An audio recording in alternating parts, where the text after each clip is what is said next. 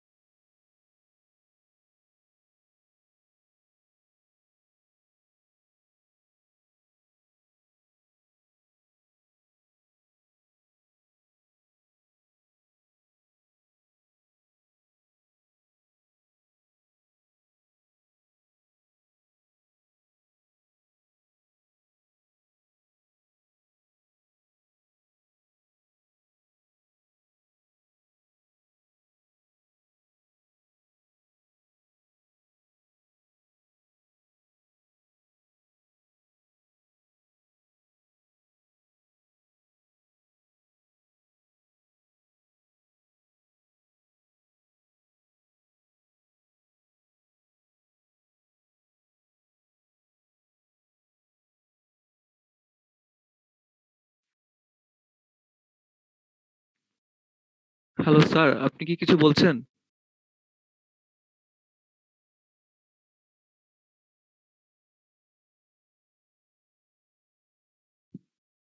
Sir maybe আগের দিনের মতো কিছু বলছেন শুনতে পাচ্ছি না, এরকম কি মানে কিছু শোনা যাচ্ছে না? স্যারের মাইক তো আনমিউটেড, কিছুই তো শুনতে পাচ্ছি না।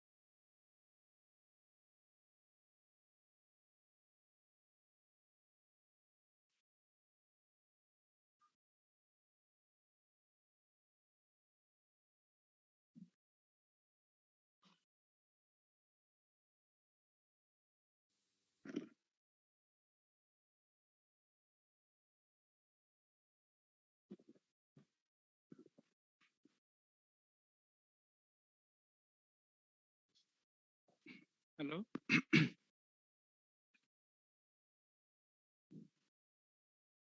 আসসালামু আলাইকুম স্যার। জি স্যার, শোনা গেল মনে হয়। শুনতে পাচ্ছি। কেমন আছেন সবাই? স্যার, আলহামদুলিল্লাহ স্যার, ঈদ মোবারক স্যার। হ্যাঁ, আপনি কেমন আছেন? ভালো। আর ওয়েট করবো নাকি শুরু করে দিব? স্যার শুরু করে দিলেই মনে হয় ভালো হয়। আচ্ছা, শুরু করি, রেকর্ড করে রাখি। আজকে আমাদের একটা টপিক শেষ করতে হবে।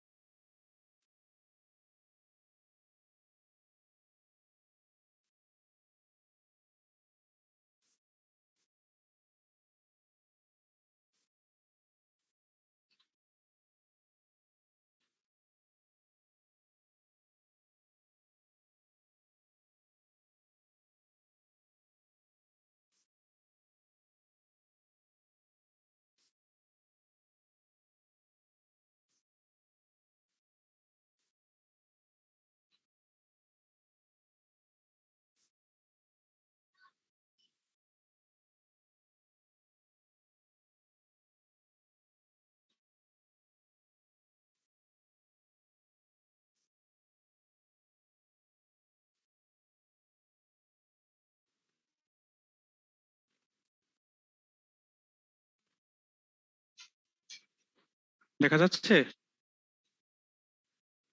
জি স্যার। দেখেন আমাদের chapter 12, differential analysis, the key to decision making. One of the most important topics, এটা হচ্ছে আমাদের differential analysis. এটাকে আরেকটা বলা হয় relevant costing বা relevant information for decision making. এখান থেকে ছোট ছোট কিছু ম্যাথ পাবো আমরা, সেগুলো সলভ করার চেষ্টা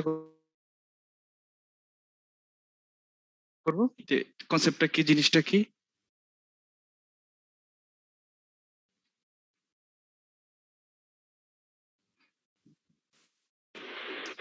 স্যার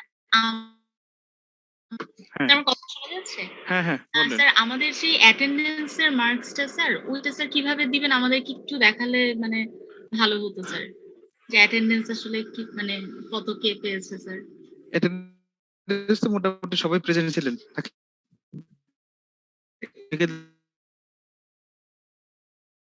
না মানে স্যার ওভার বুঝতে পারছি। ম্যামেরটা মিলে হ্যাঁ স্যার অ্যাটেন্ডেন্সেও যেহেতু আমাদের মার্কস আছে। ম্যামেরটা তো ম্যাডাম আমি দেবো, সমস্যা নাই। সবাই কি Thank you. করে। ও মার্কস তো মনে হয় আমাদের দেওয়ার এখতিয়ার নাই, আমরা অ্যাটেন্ডেন্স কে কয়টা ছিল সেটা উল্লেখ করে দিই আর কি, কয়টা ক্লাসে কয়টা প্রেজেন্ট তো ছিল। ওইটা পার্সেন্টেজ সমস্যা না, আমি হিসেবেই তো মার্কসটা আসে। হ্যাঁ হ্যাঁ সেটা লাস্টে যে একটা অ্যাসাইনমেন্ট দিয়েছে দিয়ে দেবো, ওইটা আপনাদের দেখা সমস্যা নাই। স্যার রেকর্ডিং আচ্ছা স্যার রেকর্ডিংটা অন করি নি। Recording in progress. দেখেন রেলিভেন্ট ইনফরমেশন টপিকটা নতুন। ইনফরমেশন রেলিভেন্ট মানে কি?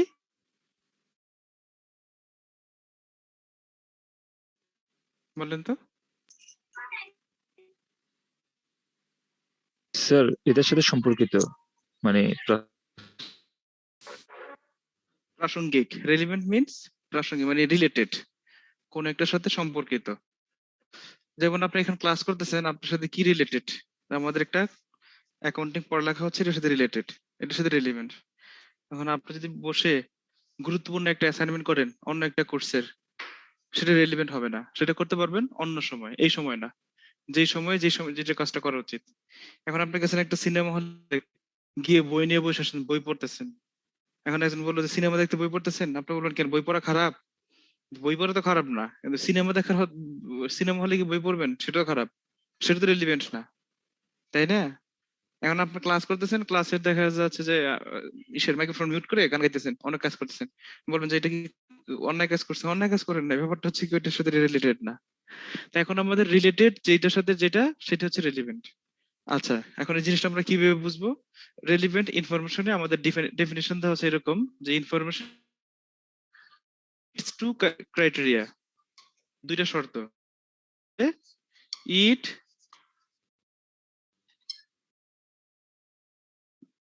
ডিফার্স, আচ্ছা এটা আগে লিখি না, আগে ওইটা লিখি।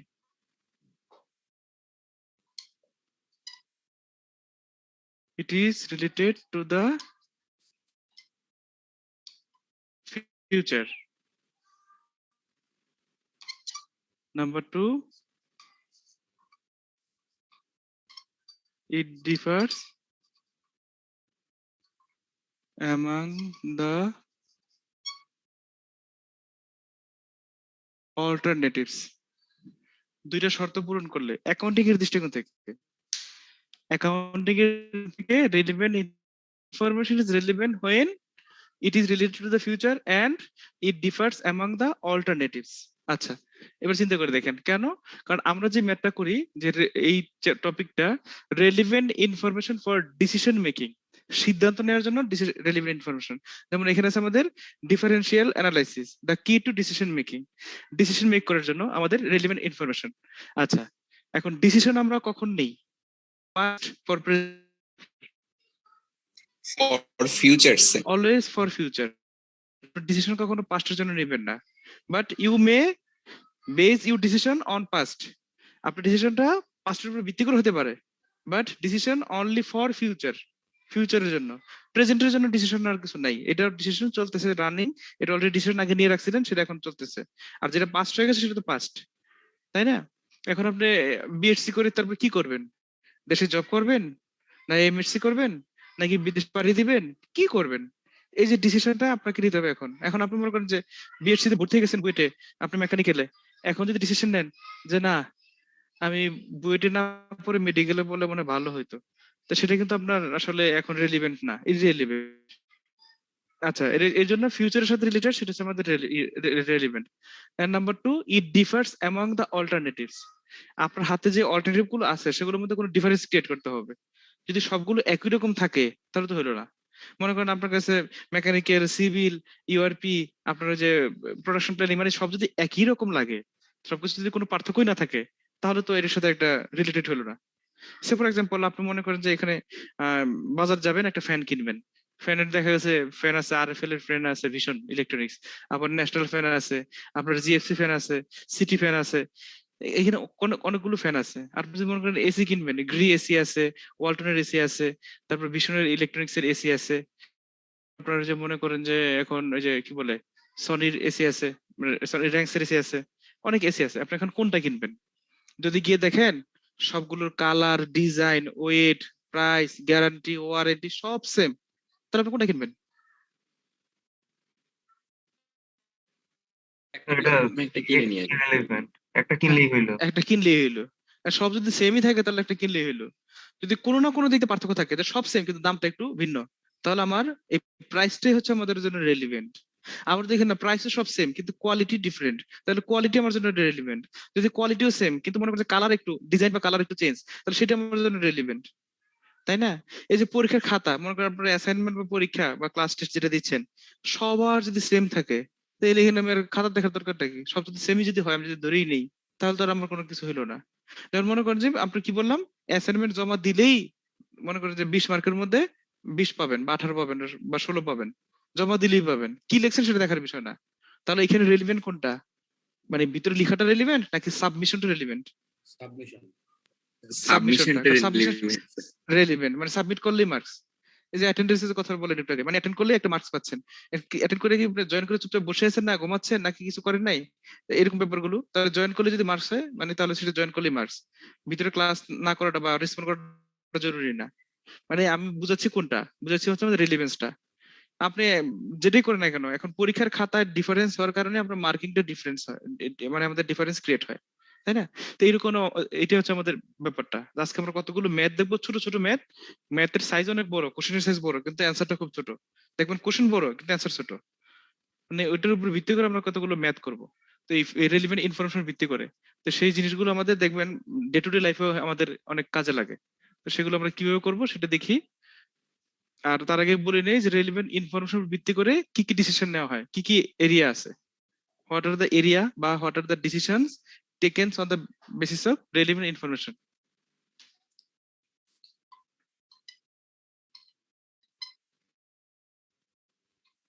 ডিসিশনস আন্ডার রেলিভেন্ট ইনফরমেশন, কি কি decision? Number 1,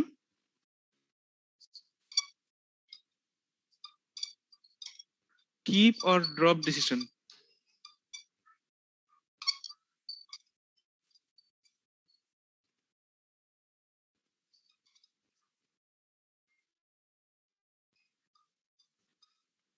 Make or buy decision.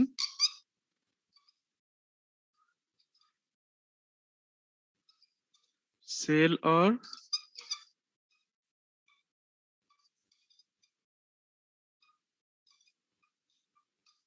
process decision.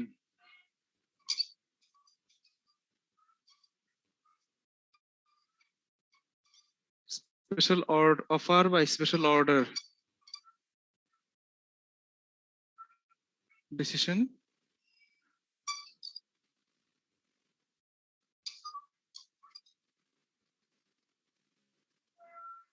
Constraint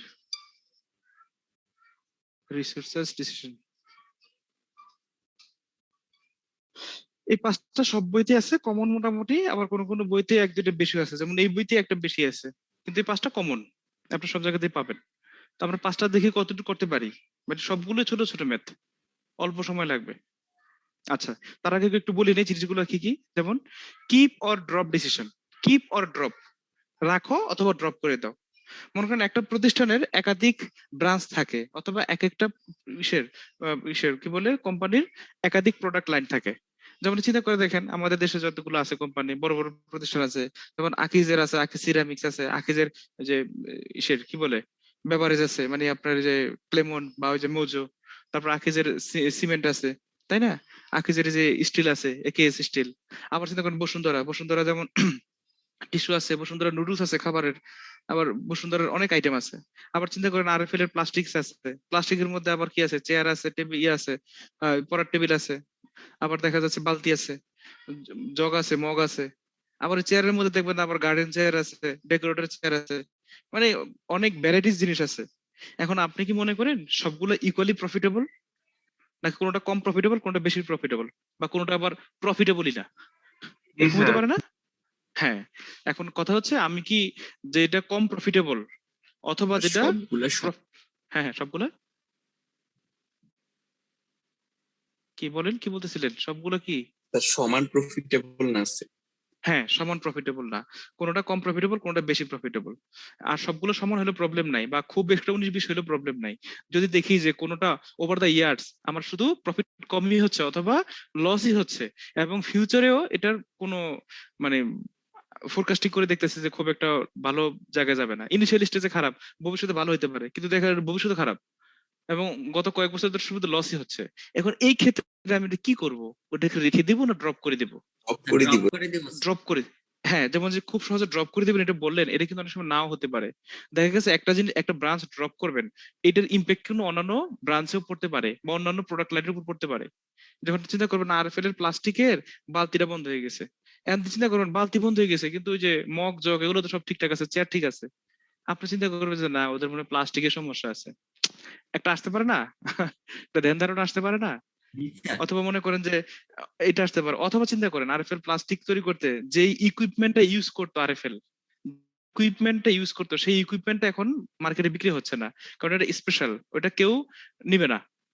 ওটা যদি নেয়ও খুব কম মূল্যে নিবে, ওই যে বিক্রি করতে গেলে যেরকম দাম কমে যায়। এখন চিন্তা করতেছেন যে এখন যে লস হচ্ছে, আমার যদি লস এখন হচ্ছে মনে করেন যে এখান থেকে 5 লাখ টাকা লস হয়, কিন্তু এটা যদি ক্লোজ করে দেই মনে হচ্ছে 5 লাখ টাকা লস হবে না। যদি ইকুইপমেন্ট গুলো আছে, যেই কর্মচারী গুলো আছে সেগুলো আমি এক্ষুনি ছাঁটাই করতে পারতেছি না, যেই ফ্লোরটা আমার একটা চুক্তি করা আছে যে 5 বছরের মধ্যে ছাড়া যাবে না, যে এরকম যদি কোনো কিছু থাকে যার ফলে আমার লসের পরিমাণ আরো বেড়ে যায়, আমি সেক্ষেত্রে কি ক্লোজ করে দিব? না স্যার, রেখে দিব স্যার। এই ক্ষেত্রে রেখে দেবো, মানে লস হলেও অনেক সময় রেখে দিতে হয়। তাই আমাদের এটা হচ্ছে keep or drop decision, loss হলেও রেখে দিতে হয়। আমরা যদি ড্রপ করে দিই তাহলে আমাদের লসের পরিমাণ কমে যায়, তাহলে এক্ষেত্রে আমি লস ড্রপ করে দিব। এটা আমাদের অ্যানালাইজ করে দেখতে হবে। সেকেন্ড পজিশন খুব রেগুলার দরকার হয়, রেগুলার দরকার হয় আপনার, সেই জিনিসটা আপনি কি তৈরি করবেন নাকি বাইরে থেকে কিনে নিয়ে আসবেন? এখন দেখা গেছে মনে করেন যে যে এই যে একটা মার্কার, এই মার্কার তো বুয়েট কেন, যে কোনো শিক্ষা প্রতিষ্ঠানে এই মার্কার গুলো লাগে, তাই না? এখন এক চিন্তা করে দেখলে মার্কার যেহেতু বুয়েটের এত লাগতেছে, কাজ করি বুয়েট একটা মার্কারেরই ই করে ফেললো, ফ্যাক্টরি দিয়ে ম্যানুফ্যাকচারিং ফেললাম। প্ল্যান্ট, ফ্যাক্টরি দিয়ে দিল। এখন কি হবে, BUET marker, say for example, মানে এই মার্কার দিল, মার্কার দিয়ে যদি দেখা গেছে যে একটা রেড লিফের মার্কার কিনতে লাগে 30 টাকা, কিন্তু বুয়েটের যে খরচ সেটা লাগতেছে এখন মনে করেন যে 35 টাকা। তো এই ক্ষেত্রে কি করবে?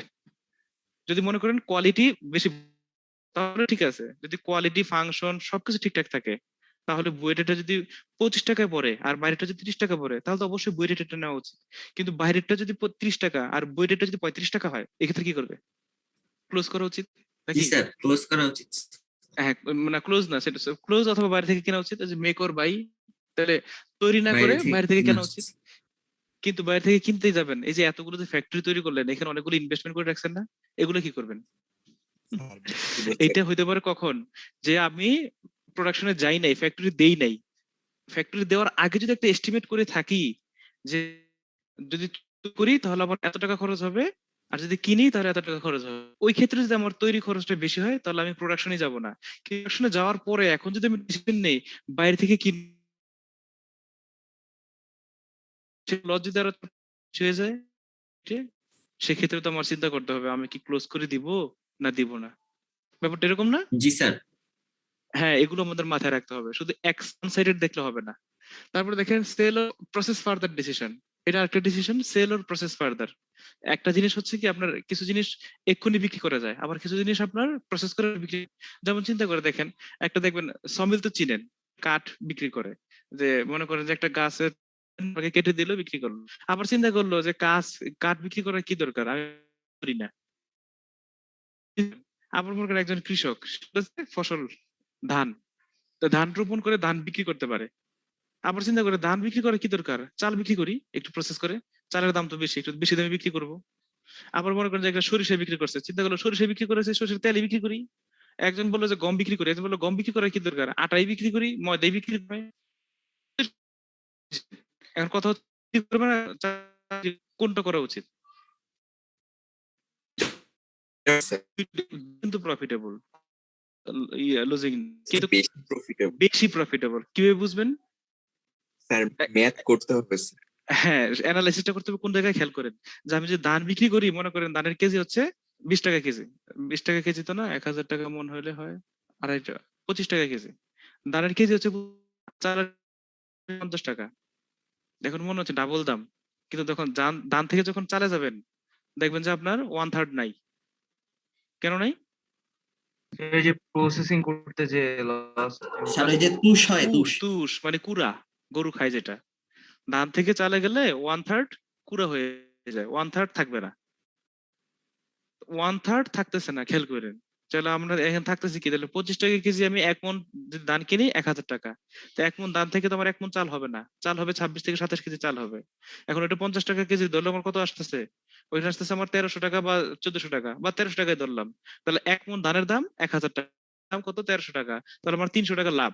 কিন্তু এই 300 টাকা পেতে হলে আমার কি করতে হবে, ধানটা জি শুকাইতে স্যার, হবে, সিদ্ধ করতে কর্মচারী হবে, লাগে। সিদ্ধ করে আবার শুকাইতে হবে, সিদ্ধ করে আবার শুকাইতে হবে, তারপর এটাকে আবার ভাঙাইতে হবে, অনেক কিছু প্রসেস কিন্তু আছে। তো এই যে এই প্রসেসটার মধ্যে কি দেখতে হবে, এই প্রসেসিং খরচটা, যে অতিরিক্ত 300 টাকা পাওয়ার জন্য আমার অতিরিক্ত 300 টাকার বেশি চলে যায় কিনা, যদি কম যায় তাহলে সেটা আমার জন্য প্রফিটেবল, যদি বেশি যায় তাহলে আমার জন্য প্রফিটেবল তবে কম প্রফিটেবল। এই জিনিসগুলো আমাদের দেখতে হবে, এগুলো ডিফারেন্সিয়াল অ্যানালাইসিস, একটার সাথে একটা কম্পেয়ার করা। আচ্ছা, ম্যাথ করার সময় আমরা সবই দেখবো, এই জন্য একটু আগে আলোচনা করেছি special offer order decision. Special offer বলতে দেখবেন মাঝে মাঝে অফার দেয়, এই যে দেখুন মনে করেন যে শীতকালে অফার দেয়, যে end of the season product, মানে দেখা গেছে যে শীতের পোশাকের ছাড় দিচ্ছে, ওই বসুন্ধরা সিরিজে, এখন তো বন্ধ, মার্কেট খুব একটা যাওয়া যায় না, দেখবেন ইসে জামা কাপড়ে অফার দিচ্ছে। তারপর দেখবেন যে এই যে কোন একটা প্রোডাক্ট পারচেজ করতে গেলে এখানে অফার দিবে। আবার মনে করেন যে ফুড পান্ডায় অফার দেয়, তারপরে যে পাঠাতে অফার দেয়, তারপরে যে উবারে অফার দেয়, যে এত দিনের মধ্যে এতগুলো রাইড ইউজ করলে এত পার্সেন্ট, বা বিকাশ ইউজ করলে এত পার্সেন্ট ডিসকাউন্ট পাবেন। এই যে অফার গুলো দিচ্ছে, এটি হচ্ছে আমাদের স্পেশাল অফার। এখন দেখেন একটা মার্কার, ধরেন আমি চিন্তা করি যে একটা মার্কার আমার কিনতে লাগছে 30 টাকা করে, আচ্ছা, এবং ওদের মেকিং খরচ হচ্ছে ধরেন 25 টাকায়, টোটাল মেকিং খরচ ওরা 5 টাকা করে প্রফিট করতেছে আমার কাছে। এখন আমি গিয়ে বললাম যে আমাকে একটা মার্কার কি 22 টাকা দিবেন, আমি অনেকগুলো মার্কার কিনবো, 10,000 মার্কার কিনবো, 22 টাকা করে দিবেন? তারা কি দিবে আমাকে? চান্স খুবই কম স্যার। প্রফিটেবল হলে দিবে স্যার। কিভাবে? তাদের মেকিং খরচ 25 টাকা, না স্যার, আচ্ছা, দিবে না sorry, স্যার। দিবে না। দিবে না। আচ্ছা, এখানে একটা কথা আছে, মেকিং খরচ 25 টাকা, কিন্তু আমি কি বলছিলাম একটাকে, টোটাল কস্ট 25 টাকা।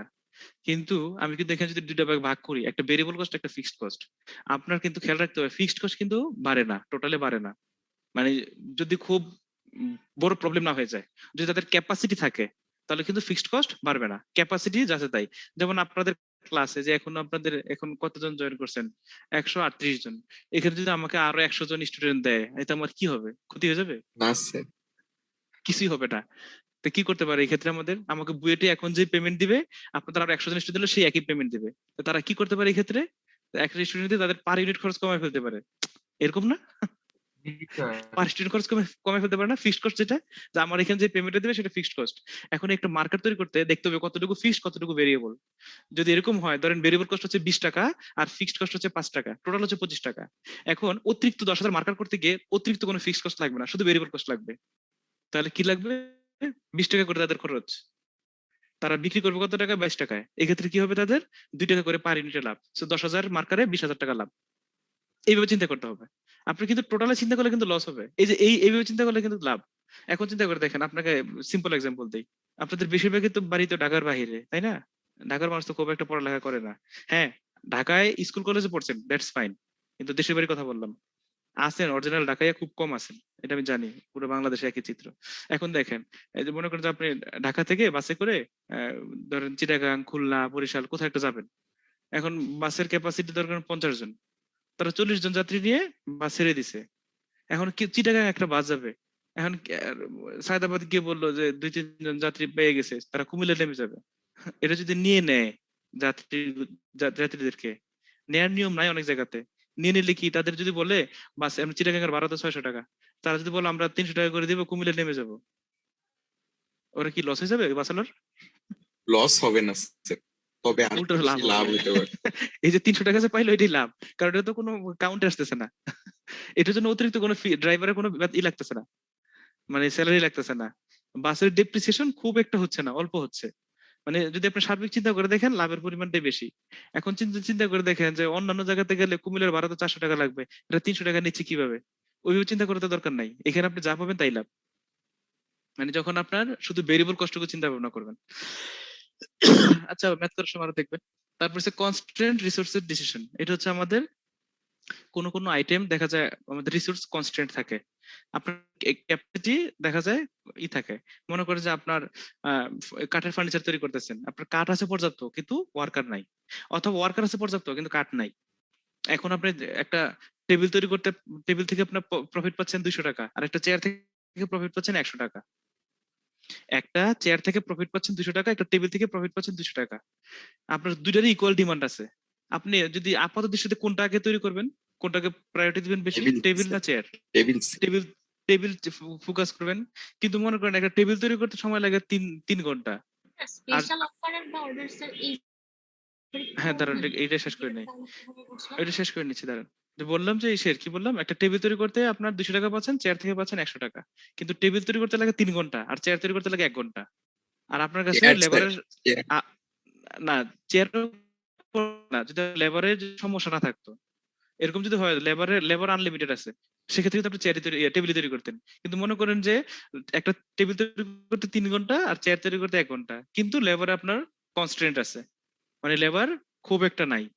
এই ক্ষেত্রে আপনি কিন্তু প্রায়োরিটি বেসিসে কাজ করবেন, যে কম লেবারে বেশি প্রফিট, এটা কোনটা দেখবো। আবার যদি দেখতেন একটু আগে মনে করেন যে এবার মনে করেন চেয়ারে 1 কেবি কাঠ লাগে আর টেবিল লাগে 3 কেবি কাঠ, এখন চিন্তা করবেন আমি চেয়ারে তৈরি করবো, কারণ 1 কেবি কাঠে 100 টাকা প্রফিট, আর এখানে 3 কেবি কাঠে 200 টাকা প্রফিট। আমার এখানে কাঠের সংকট আছে। আর যে এরকম হয়তো কাঠের সংকট নাই, তাহলে আমি কি করব, আমার বেশি বেশি প্রফিট যেটা সেদিকে ফোকাস করব, তাই না? এই জিনিসগুলো খেয়াল রাখতে হবে। আচ্ছা, ওই যে স্পেশাল অফারটা ম্যাথ করতেছি, তারপর আপনাকে বলতেছি স্পেশাল অফার মানে কম মূল্যে দেওয়া। যেমন মনে করেন যে যে বলছিলাম যে কাপড় চোপড় বিক্রি করে, দেখবেন শোরুম গুলোতে, বড় বড় শোরুমে শীত কোন একটা সিজন শেষ হলে বলে এন্ড অফ দ্য সিজন, ওই যে অফার। দেখা গেছে যে আপনার যেই কাপড়টা রাখতে, দেখা যায় যে সেল দেয় না, মানে বাটার শোক ক্লিয়ারেন্স হ্যাঁ ক্লিয়ারেন্স সেল, দেখবেন আপনি অনেক কম সেল করে দেয়, মানে আপ টু 70% ডিসকাউন্ট। এই যে এত পার্সেন্ট ডিসকাউন্ট দিচ্ছে, কিভাবে দিচ্ছে? কারণ এখন যা বিক্রি করবে তাই লাভ, ওদের সব কষ্ট উঠে গেছে। মানে এই ক্ষেত্রে দেখা গেছে যে চিন্তা করেন যে এই জিনিসটা বিক্রি করছিল, মনে করেন একটা জুতা বিক্রি করছে 1000 টাকা, সেটা এখন বলতেছে 300 টাকা। কিভাবে দিচ্ছে? কারণ না দিলে তো এটা ফালানো যাবে একটু পরে, এটা নষ্ট হয়ে যাবে। এখন যা দিবে তাই লাভ। স্যার এখানে তাহলে ডিসিশনটা কি, যে মানে আমার যদি বিজনেস থাকে আমি সেটাকে স্পেশাল অফার দিব কি দিব না? হ্যাঁ, এটা কি আমার decision? স্পেশাল ভাবে রাজি হবে কি হবো না, যদি দেখি যে আমার এটা দিলে যদি আমাদের কি হয়, মানে আমাদের ওই যে নাই মেমোর চেয়ে কানামা ভালো, এরকম যদি থাকে যে আমার রেগুলার প্রোডাকশন মিট আপ করার পরে যদি অতিরিক্ত কোনো আমার অফার আসে যেটার ফলে আমাদের লস হচ্ছে না বরং কিছু লাভ হচ্ছে, তাহলে আমি সেটা স্পেশাল অফারটা অ্যাকসেপ্ট করব। আচ্ছা যাই হোক, ম্যাথ করলে আর ক্লিয়ার হবে না জিনিসগুলো, আপনার কাছে একটু নতুন মনে হবে তো। ছোট ছোট ম্যাথ আছে, আমি কয়েকটা করাই দিই, 5টা টপিক দেখাই দিই, দেখেন। ভিতরে অনেক পড়া আছে, আমি ভিতরে যাচ্ছি না। এই যে দেখেন যে ভিতরে ম্যাথ করে দেওয়া আছে, সবগুলো ম্যাথ করে দেওয়া আছে। আমি আপনাদেরকে প্রবলেম স্যার করে একটা দিই। প্রশ্ন ছিল। হ্যাঁ বলেন। স্যার এই যে ডিসিশন নিতে পারছি যে এত পার্সেন্ট আমি ছেড়ে দিব একটা প্রোডাক্ট, এটা কি বেসিক্যালি আমার যতটা প্রোডাক্ট আছে প্লাস প্রত্যেকটা প্রোডাক্টের মেকিং কস্ট হ্যাঁ হ্যাঁ হ্যাঁ যোগ করলে এই দুটা রেশিও বের করে তারপর ওরা ডিসিশন নেয়? হ্যাঁ, না আমি যে প্রোডাক্টটা আছে সেই প্রোডাক্টটা মানে স্যার দেখবো কথাটা এমন ফিক্সড না কস্ট। যে এর আগে আমি লাভে কিছু প্রোডাক্ট বিক্রি করেছি, দেখা গেল ওই টাকা আসলে টোটাল প্রোডাক্টের কস্ট উঠে গেছে, তারপর ছেড়ে দিলাম। না, ওইটা হতে পারে যদি ডিমান্ড থাকে, তাহলে তো আমি ছেড়ে দিব না। আর যদি ডিমান্ড মানে না স্যার থাকে, মার্কারের যে এক্সাম্পলটা বললেন যে হ্যাঁ 35 টাকাটা 22 টাকায় দিয়ে দিলাম, এই হিসাবটা তো আসছে এভাবে যে যদি আমি মানে নরমালি লাভে বিক্রি করতাম এর কিছু অংশ, তাহলে এরকম না বিষয়টা? না না, খেয়াল করেন আমি কি বলছিলাম। একটা মার্কার 35 টাকা না 30 টাকা বাইরে বিক্রি করে 30 টাকায়, এখন এটার মেকিং খরচ হচ্ছে 25 টাকা পার ইউনিটে। এটা টোটাল মেকিং খরচ, মানে variable cost plus fixed cost. খেয়াল করেন, এটা আমার লাগতেছে কত টাকা, 25 টাকা, আর আমি বিক্রি করতেছি কত টাকায়, 30 টাকায়, 5 টাকা আমার লাভ। এখন আপনি এসে আমাকে বললেন যে আমি 10,000 মার্কার কিনবো 22 টাকা করে দিব। এখন কথা হচ্ছে আমি কি আপনাকে দিব কিনা? আমার মেকিং খরচ যদি 25 টাকা হয়, আমি আপনাকে 22 টাকা কিভাবে দিই? তাহলে আমার লস হয়ে যাচ্ছে না? এখন আপনি কি এই ক্ষেত্রে এটা বুঝতে চাচ্ছেন আগে প্রফিট এরকম কিছু কি? আমি তো এই কেসটা করবো না, আগে প্রফিট করছি দেখে আমার এখন লসে দিতে হবে? এখন আমি বিক্রি করবো না, তাহলে তো আমার অ্যাটলিস্ট প্রফিটটা কমবে না, তাই না? জি স্যার। জি স্যার, বুঝতে তাহলে এখন আমার কি করা উচিত? আমি 22 টাকা কখন দিব? যদি দেখি আমার ভেরিয়েবল কস্ট 22 টাকার নিচে, যদি দেখি আমার ভেরিয়েবল কস্ট 22 টাকার নিচে এবং এইটার জন্য অতিরিক্ত কোনো ফিক্সড কস্ট হবে না, মানে স্যার তাহলে আমরা এখন যে ডিসিশনে নিয়ে আমাদের ফিক্সড কস্টের নিচে যাওয়া যাবে না। ভেরিয়েবল কস্ট নিচে যাওয়া যাবে না, ফিক্সড কস্টের নিচে না, ভেরিয়েবল কস্টের নিচে যাওয়া যাবে না, কারণ আর ভেরিয়েবল মাঝে কস্ট মাঝে স্যার- যতগুলোতে। হ্যাঁ হ্যাঁ, কি বললেন? স্যার মাঝে মাঝে স্যার অনেক স্যার কোম্পানি তো স্যার ডিসকাউন্ট দেয় স্যার অ্যাডভার্টাইজিং এর জন্য স্যার, তো সেক্ষেত্রে তো হ্যাঁ, স্যার তারা অনেক সেইটা আলাদা। লসে বিক্রি করে স্যার, ওইটা কি স্যার? সেটা কিন্তু মার্কেটকে ক্যাপচার করার জন্য, সেটা খেয়াল রাখবেন। মার্কেটকে ক্যাপচার করার জন্য, এটি কিন্তু আমাদের মার্কেট ক্যাপচার না, স্পেশাল অফার কিন্তু মার্কেট ক্যাপচার না। মার্কেটকে ক্যাপচার করার জন্য আমরা অনেক সময় লসে দিই, কেন? কারণ মার্কেটটাকে আমার দরকার। ওইটা হচ্ছে আরেকটা টেন্ডেন্সি, ওরা শুরুতে দিবে। যেমন উবার যখন বাংলাদেশে আসে, দেখবেন যে আমি 10 টাকা দিয়ে, জানেন মানে মোটরসাইকেল আসছে 10 টাকা, ক্যান ইউ ইমাজিন? ভাড়া ছিল মনে করেন যে 30-40 টাকা, 10 টাকা আসছে, ডিসকাউন্ট পাইতে পাইতে পাইতে পাইতে এমন ডিসকাউন্ট এসে পড়ছে, মাত্র 10 টাকা ভাড়া দিচ্ছে ওনাকে। মানে মিরপুর 1 নম্বর থেকে বা 2 নম্বর থেকে রূপনগর আসছি, 10 টাকা ভাড়া। আচ্ছা, একটা বাস ভাড়া তো 8 টাকা লাগে, স্টেপ ভাড়া তো 10 টাকা লাগে, রিক্সা ভাড়া তো 30 টাকা লাগে, এখন 30 থেকে 40 টাকা লাগে। তা আমি কিভাবে আসলাম? ওরা অনেক ডিসকাউন্ট দিছে, ডিসকাউন্ট দিয়ে কি করছে, আমাদের অভ্যাস করে ফেলছে। এখন মনে করেন বাইরে বের হইলে মনে হচ্ছে যে উবারে যাই না কেন, মনে হচ্ছে সিএনজি তে যাবো, এত খুঁজবো, এত রিকোয়েস্ট করবো, উবারে কল করে আইসা পড়বে। যে ওরা ডিসকাউন্ট দিয়ে মার্কেটটাকে ক্যাপচার করছে, তো ওইটা হচ্ছে একটা ওদের ইসের মানে লং টার্ম টার্গেট। হ্যাঁ, সরি, মার্কেট ক্যাপচারের ব্যাপারে Elite ব্যাপারটা কি স্যার? এরকম ইভ্যালির ব্যাপারটা একটু বলবেন স্যার, কি করে? কোনটা বুঝি নাই কি? ইভ্যালি স্যার, কি করে? আচ্ছা, এই ব্যাপারে কথা বলতে চাচ্ছি না। না স্যার, এটা নিয়ে অনেক বিতর্ক আছে, আমার না বলেই ভালো। স্যার বাটপাড়িকে এখন বুঝতেই তো, বাটপাড়ির মানে অ্যাকাউন্টে মার্কেট ক্যাপচার করতে চাইছে, ইভ্যালির ব্যাপারটা ভিন্ন। টাকা দিয়ে নিয়ে গেছে, আপনার উপরে বলেন আপনাকে যেতেই হবে, ইভ্যালি তো দিছে আপনাকে, ট্র্যাপ ফেলছে, আপনি ট্র্যাপে গেছেন, সেটা ভিন্ন কেস। উবারে মানে গেছে তো স্যার উবারে ওইটা আমার ট্র্যাপ ছিল, এটা কি শিওর? টাকাটা কি গেল স্যার মাইর নাকি? না, ওইটা আমি শিওর বলতে পারতেছি না, এটা নিয়ে অনেক তর্ক বিতর্ক আছে, আমি এটা থেকে দূরে আর কি। এই ব্যাপারে আমি কোনো ইনভেস্ট করি নাই, কোনো কিছু করিও নাই। হ্যাঁ হ্যাঁ, বুঝতে পারি নাই, কি বললেন? স্যার গতকালকে দেখলাম স্যার ইভেলিতে স্যার যমুনা স্যার 1000 ও কোটি আচ্ছা, টাকা হ্যাঁ invest সেরকমই দেখলাম, লোন টোন নিয়ে তাদের অনেক টাকা লোন আছে, আসলে তো স্যার সবাই স্যার প্রোডাক্ট পেয়ে যাবে স্যার। যাক, হয়তো যাতা দিয়ে ধরছে এই জন্য হয়তো পেয়েও যেতে পারে, যদি এতে ভালো কিছু হয়তো হোক, সমস্যা নাই। ডেস্টিনির নাম শুনছেন না? ডেস্টিনি 2000 লিমিটেড, জি স্যার। এগুলো দেখছেন কি অবস্থায় আছে? ডেস্টিনির ইটা কি আর ইভ্যালিটা কি এক? মানে ডেস্টিনি না, কি না। এরকম কোনো প্রোডাক্ট বিক্রি করতো? হ্যাঁ, দুইটা তো ডেস্টিনি প্রোডাক্ট ছিল, কিন্তু একটা সময় প্রোডাক্ট হচ্ছে ইনটেনজিবল প্রোডাক্ট চলে গেছে তারা। ডেস্টিনি সবসময় প্রোডাক্ট বিক্রি করতো, কিন্তু টেনজিবল প্রোডাক্ট হচ্ছে ইনটেনজিবল প্রোডাক্টে তারা মুভ করছে পরবর্তীতে, যার কারণে তারা একটু বেশি পেছে পড়ে গেছে। যাই হোক, উবারটা তো মনে করেন নগদ ট্রিপ, আপনি ডিসকাউন্টে আসছেন, ট্রিপ দিয়ে নিয়ে চলে আসলেন, উবারের সাথে তার ইভেলি কম্পেয়ার করা যাবে না। ওটা তো বকেয়া, নিজের হাতের টাকা আর অন্যের হাতের টাকা তো ভিন্ন কেস। যাই হোক, ওই ব্যাপারটা ভিন্ন। আচ্ছা যাক, আমরা আগের টপিকে ফেরত যাই। দেখেন, একটা একটা করে আসি। এই যে আমাদের প্রথমটা কিপ অর ড্রপ ডিসিশন, দেখেন কি লেখা আছে এখানে, 12.5.2 dropping or retaining a segment. দেখেন ম্যাথের সাইজ দেখেন অনেক বড়, কিন্তু সলিউশন অনেক ছোট। দেখেন কি লেখা আছে, the Regal cycle company manufactures 3 types of bicycles, a dirt bike, a a mountain bike and a racing bike. Data on sales and expenses for the past quarter follow. দেখেন কি লেখা আছে এখানে, প্রথম কলামটা দেওয়া আছে টোটালের কলাম, মানে পরের তিনটার যোগফল, ডার্ট বাইকস, মাউন্টেন বাইকস এবং রেসিং বাইকস, তিনটার যোগফল হচ্ছে এখানে টোটাল। সেলস 3 লাখ, কিভাবে 3 লাখ? 90,000, 1,50,000 আর 60,000, তিনটার যোগফল হচ্ছে আমাদের 3 lakh.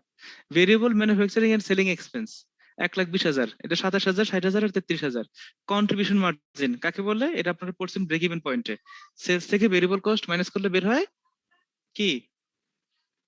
Contribution margin. Contribution margin, জি স্যার। এখান থেকে আমাদের ফিক্সড এক্সপেন্স গুলো মাইনাস করেন। অ্যাডভার্টাইজিং ট্রেসেবল, আচ্ছা এই জিনিসটা একটু খেয়াল রাখেন, এই জিনিসটাকে আপনার বলা হয় নাই, আমরা আলোচনা করবো ম্যাথের সময়। অ্যাডভার্টাইজিং মানে ট্রেসেবল, অ্যাডভার্টাইজিং বিজ্ঞাপন, বিজ্ঞাপন ট্রেসেবল, ট্রেসেবল মিন্স বুঝতেছেন? ট্রেসেবল এটা কিন্তু fixed cost, but fixed cost হলেও ট্রেস করা যায়। অর্থাৎ ডার্ট বাইকস এর 10,000 টাকা, মাউন্টেন বাইকস এর 14,000 টাকা, রেসিং বাইকস এর 6,000 টাকা, আলাদা আলাদা করে বিজ্ঞাপন দেওয়া হইতো, ট্রেস করা যাইতো যে কার্ডের জন্য কতটুকু বিজ্ঞাপন দেওয়া হয়েছে। মানে তিনটার বিজ্ঞাপন একসাথে দেওয়া হয় নাই, তিনটার একসাথে বিজ্ঞাপন দেওয়া হয় নাই, আলাদা আলাদা বিজ্ঞাপন দেওয়া হয়েছে। আচ্ছা, মানে তিনটার যোগফল হচ্ছে 30,000 টাকা। তারপর দেখেন ডেপ্রিসিয়েশন অফ স্পেশাল ইকুইপমেন্ট 6,000, 9,000, 8,000, যে ইকুইপমেন্ট ইউজ করা হচ্ছে তার depreciation. Salaries of product line managers, তারপর অ্যালোকেটেড কমন ফিক্সড এক্সপেন্সেস, এখানে দেখেন একটা স্টার মার্ক দেওয়া আছে এবং স্টার মার্কের ব্যাখ্যাটা নিচে দেওয়া আছে, allocated on the basis of sales dollars. এই জিনিসটা একটু খেয়াল রাখবেন, ফিক্সড কস্ট দুই ধরনের হয়, একটা হচ্ছে ট্রেসেবল আর একটা হচ্ছে কমন। এই যেটা হচ্ছে আমাদের অ্যালোকেটেড কমন ফিক্সড এক্সপেন্সেস, এই জিনিসটা খেয়াল রাখবেন। উপরে যে যতগুলো আইটেম দেখতেছেন সবগুলো হচ্ছে তিনটার যোগফল। যেমন মনে করেন যে সেলস 90,000, 1,50,000 আর 60,000, তিনটার যোগফল হচ্ছে 3 লাখ টাকা। আবার মনে করেন যে অ্যাডভার্টাইজিং 10,000, 14,000 আর 6,000, তিনটার যোগফল হচ্ছে 30,000 টাকা। কিন্তু অ্যালোকেটেড কমন ফিক্সড এক্সপেন্স যেটা দেখতেছেন এটা কিন্তু 18,000, 30,000 আর 12,000, এই তিনটার যোগফল কিন্তু 60,000 টাকা না। খেয়াল করেন, এই তিনটার যোগফল কিন্তু 60,000 টাকা না। হ্যাঁ, তিনটার যোগ করলে 60,000 টাকা বের হবে, কিন্তু থিওরিটিক্যালি বা লজিক্যালি এই তিনটার যোগফল কিন্তু 60,000 টাকা না, ম্যাথমেটিক্যালি 60,000 টাকা। কিন্তু খেয়াল রাখেন তাহলে জিনিসটা কি, বাদ বাকি সব হচ্ছে তিনটার যোগফল, আর এটা হচ্ছে তিনটার যোগফল না, এটা আগেই টোটালটা হয়ে রয়েছে হেড অফিস কস্ট, মানে এটা হচ্ছে আমাদের কোম্পানির হেড অফিসের কস্ট। এই খরচগুলো তিনটা ডিপার্টমেন্টে ভাগ করে দিতে হচ্ছে। আপনারা কি পয়েন্টটা বুঝতে পারতেছেন?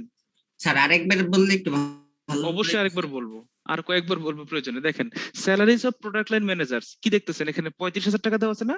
12,000, 13,000, 10,000, তিনটা মিলে 35,000।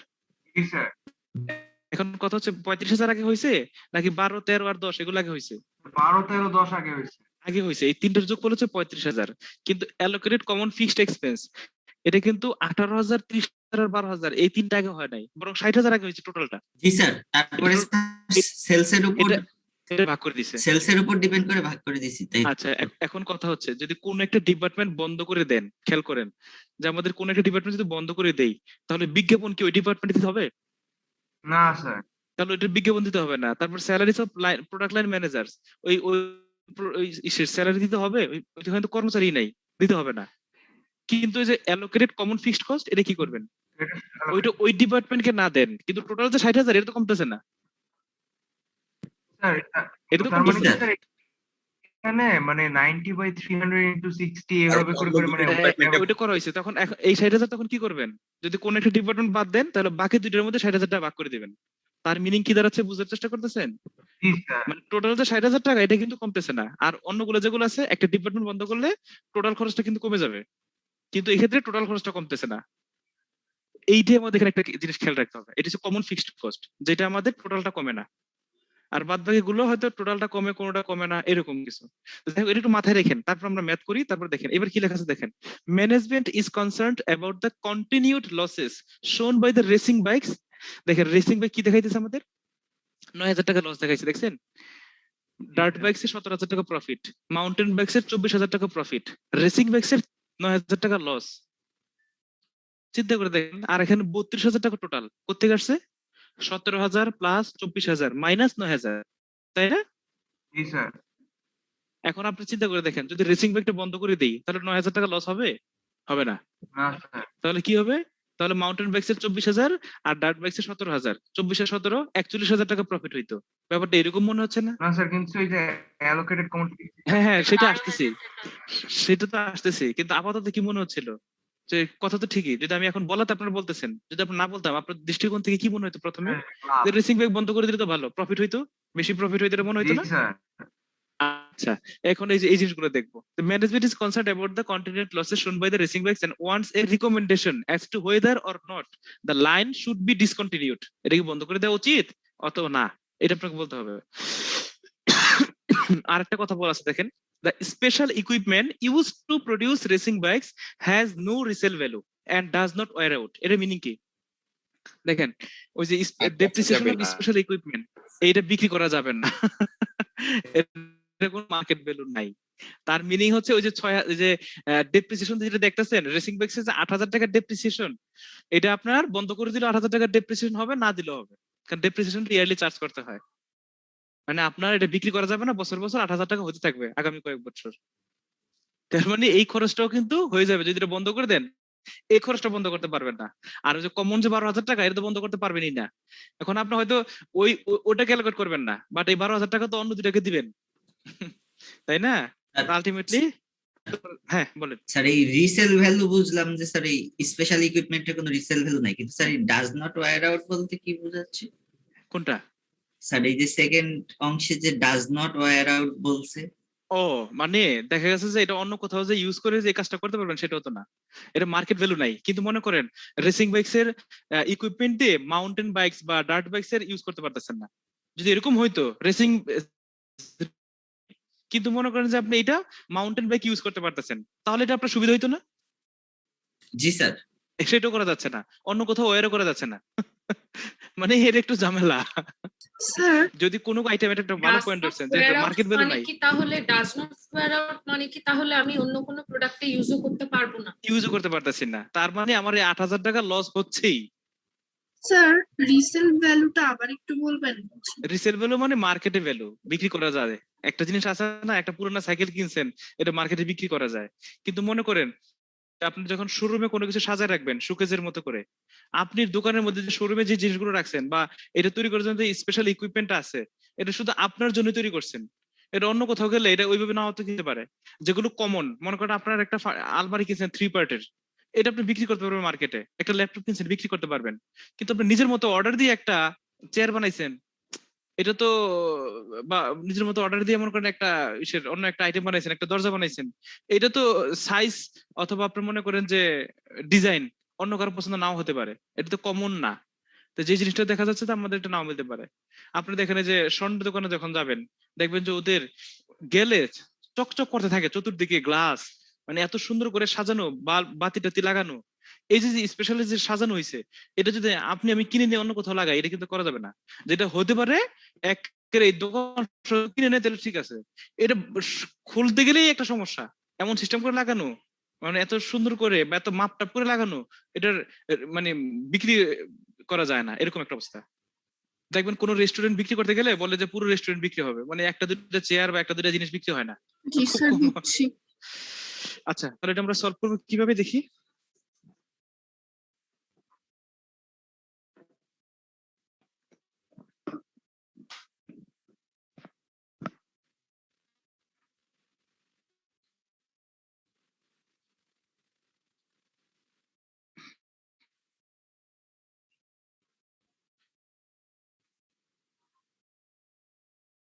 দেখেন, এটা হচ্ছে আপনার অনেক বড় ভাবে করা যায়, অনেক ছোট করে করা যায়। আমি ছোট করে করতেছি কারণ ডিসিশন তো সেম, খামাখা বড় করে তো লাভ নাই।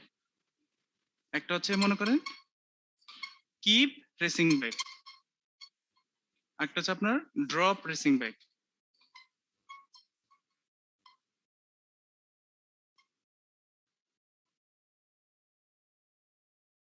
আচ্ছা, এটা লিখবেন আর এখানে যে বাম পাশে যে নামগুলো আছে সবগুলো লিখে ফেলবেন। যেমন প্রথমে কি আমাদের কি ছিল, সেলস, তারপর ছিল আমাদের variable manufacturing and E cost, আমি সরাসরি ভেরিয়েবল কস্ট লিখলাম।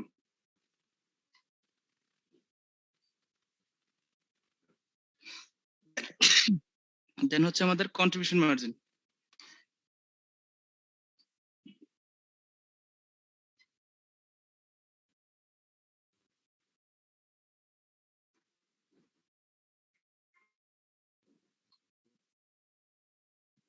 দেন হচ্ছে আমাদের fixed expenses.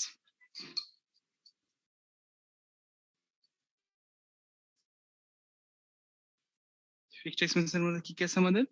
Advertising, depreciation.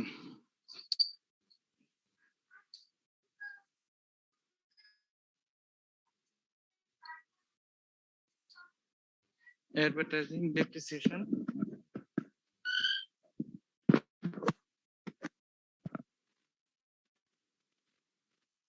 Then হচ্ছে আমাদের স্যালারিজ, দেন হচ্ছে আমাদের কমন কস্ট। আমি একটু সংক্ষেপে লিখলাম, আপনার ফুলটাই লিখেন, সমস্যা নাই। দেন হচ্ছে আমাদের total fixed expenses, net operating income.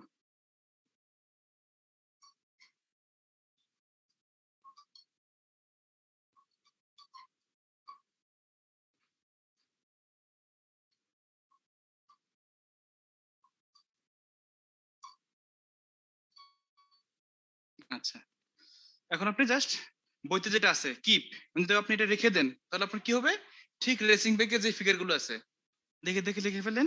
60,000 variable cost কত? বলবেন, দেখা যাচ্ছে না। কোথায়? নিচে? জি স্যার, কোন পর্যন্ত দেখা যাচ্ছে? কমন কস্ট এই পর্যন্ত দেখা যাচ্ছে স্যার, নিচের লাইনটা একটু বলবেন।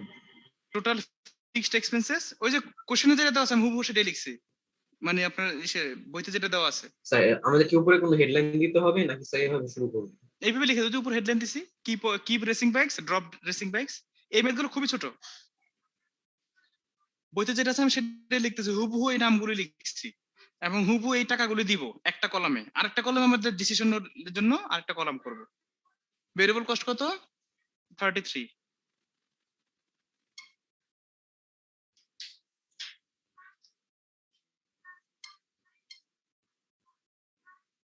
So আমাদের কন্ট্রিবিউশন মার্জিন 27,000, দেন 6,000, 8,000। অ্যাডভার্টাইজিং হচ্ছে আমাদের 6,000, ডেপ্রিসিয়েশন 8,000, দেন 10,000, 12,000।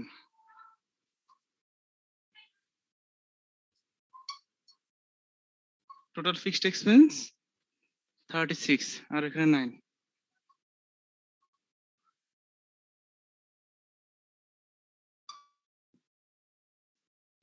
স্যার নিচে হুম, স্যার স্যার একটু দেখা যাচ্ছে না, মানে একটু তুলে নেই। এখন দেখা যাচ্ছে? জি স্যার।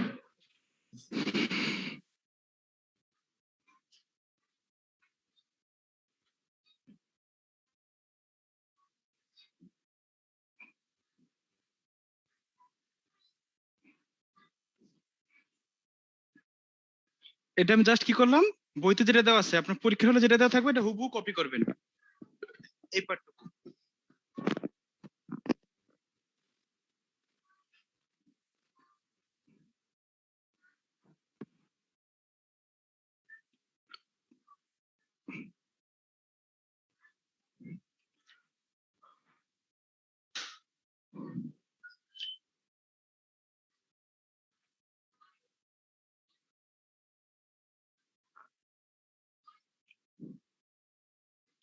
হয়েছে না এতটুকু?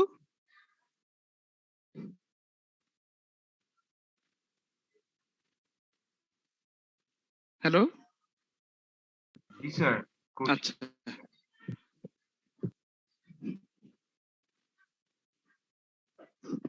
এবার দেখেন আমাদের ড্রপ রেসিং বাইকস, যদি আমি এটা ড্রপ করে দিই তাহলে ইমপ্যাক্টটা কি হবে? সেলস কত হবে? জিরো স্যার, কমে যাবে স্যার। কোনো সেলস থাকবে না, জিরো। কোনো ভেরিয়েবল কস্ট? জিরো স্যার, না স্যার। থাকবেন না কোনো স্যার। ভেরিয়েবল কস্ট থাকবে না। Contribution margin zero. জিরো। আচ্ছা, অ্যাডভার্টাইজিং, এটা যদি Zero, সেল করে sir. দেয় এটা বিজ্ঞাপন দিব? স্যার না, zero স্যার। দিব না। যে ডেপ্রিসিয়েশন থাকবে। থাকবে এটা স্যার। আমাকে, এটা আমার দিতেই হবে। এটা আমি এটা বন্ধ করলে আমার ডেপ্রিসিয়েশনটা বন্ধ হচ্ছে না। স্যালারিজ বাদ। Zero sir. কমন কস্ট এইখানে না দিলাম, অন্য কোথাও তো দিব। আর তেমনি স্যার, কষ্ট আমার চেঞ্জ হচ্ছে থাকবে না, স্যার। এই 12,000 টাকা আমার থাকতেছে। সো আমাদের কি হচ্ছে, টোটাল 20,000 ফিক্সড কস্ট। সো আমাদের 20,000 টাকায় লস হচ্ছে। জি স্যার, 20,000 টাকাই ধরেই লস। তাহলে এখানে আপনি কি ডিসিশন দিবেন? কিপ। মানে স্যার কিপ স্যার। কিপ। আপনার কোশ্চেনটা কি বলছে এখানে? বলছে should production and sale required, দেখেন should production and sale of the Yes, sir. Racing bike be discontinued. আপনি কি বলবেন? নো। Sir continued sir. না, আপনাকে জিজ্ঞেস করছে ডিসকন্টিনিউড কিনা, আপনি উত্তর দিবেন No, নো। sir. যেভাবে কোশ্চেন করে সেভাবে দিন। আর যদি বলতে শুড বি কন্টিনিউড তখন বলবেন ইসের yes sir. Yes. Explain show competitions to support your answer. এই যে এক্সপ্লেনেশন মানে এই যে এটা স্যার কমন কোস্ট 12,000 বুঝতে পারি নাই। কমন কস্ট খেয়াল করেন, রেজিস্টার চিহ্ন দেওয়া, সেটা বলছিলাম। কমন কস্ট মানে হেড অফিসের কস্ট। কমন কস্ট মানে টোটাল কত, 60,000 টাকা। এই 60,000 টাকাকে ভাগ করে দেওয়া হচ্ছে তিনটার মধ্যে। আপনি যদি কোনো একটা ডিপার্টমেন্ট বন্ধ করে দেন, এই 60,000 টাকা কিন্তু কমবে না। রেসিং বাইকস এর টাকাটা এখন ওই যে বাকি দুইটার মধ্যে দিতে হবে, ডার্ট বাইকস এবং মাউন্টেন বাইকস। স্যার তো কিন্তু ওভারঅল যদি স্যার এই লাইনটা যদি বন্ধ হয়ে যায়, এই লাইন ম্যানেজার কি তখন আর রেসপন্সিবল থাকবে? মানে সেখানে তো না, সবাই আউট অফ লাইন ম্যানেজার তো আমি টাকা দিচ্ছি না, এই 10,000 টাকা তো বাদ দিচ্ছি, এখানে জিরো লিখছি। 10,000 টাকা বাদ দিছি না, কিন্তু হেড অফিসে যে কষ্টটা হয়েছে সেই কষ্টটা তো আর বাদ দিতে পারবেন না। হেড অফিসের ম্যানেজারদের কি স্যালারি কমাই দিবেন প্রোডাক্ট লাইন কমে গেছে দেখে? আপনি হেড অফিসের কস্ট খেয়াল করেন। আমি যদি আপনাকে বলি হেড অফিসের যে একটা কস্ট হয়, এই যে মনে করেন যে আপনার যে এলাকায় কতগুলো ব্যাংক আছে, ব্যাংকের কত ব্রাঞ্চ আছে, মনে করেন বুয়েটের সোনালী ব্যাংক আছে, ঢাকা ইউনিভার্সিটির সোনালী ব্যাংক আছে, এরকম মনে করেন যে বাংলাদেশের প্রায় হাজারের উপর ব্রাঞ্চ আছে সোনালী ব্যাংকের। এতগুলো যে ব্রাঞ্চ আছে, টোটাল খরচ কোত্থেকে আসে? হেড অফিসে যে মতি যে হেড অফিস, সেই হেড অফিসে একটা কস্ট আছে না, সেই কস্টটা সকল ব্রাঞ্চে একটু একটু করে দেওয়া হয়। কি বেসিসে দেওয়া হয়? হয় এরিয়ার উপর ভিত্তি করে বা ফ্লোরের উপর ভিত্তি করে বা ম্যানেজারের পদবীর উপর, যে কোনো বেসিসে দেওয়া হয়। আপনি যদি মনে করেন যে কোনো একটা ব্রাঞ্চ যদি ক্লোজ করে দেন, তাহলে ওই ব্রাঞ্চে টাকাটা যাবে না, কিন্তু হেড অফিসে যে টোটাল কস্টটা, সেই কস্টটা কি কমে যাবে? সেটা কমবে না। সেই কস্টটা কি করা হবে? বাকি ব্রাঞ্চগুলোর মধ্যে কোনো না কোনো ভাবে ভাগ করে দেওয়া হবে। মানে টোটাল কস্ট তো কমতেছে না, বুঝতে পারতেছেন? স্যার এই বুঝতে এখন আমি 12,000 টাকা বাদ দিচ্ছেন, রেসিং বাইকসে 12,000 টাকা দিবেন না, কিন্তু 12,000 টাকা ডার্ট বাইকস এবং মাউন্টেন বাইককে কোনো না কোনো বেসিসে ভাগ করে দিতে হবে। আলটিমেটলি এই টোটাল 60,000 টাকা কিন্তু 60,000 টাকা থাকবে, এটা কমতেছে না। তো এটা হচ্ছে অ্যালোকেট করে দিচ্ছেন কমন কস্ট, এই কমন কস্ট থাকবেই।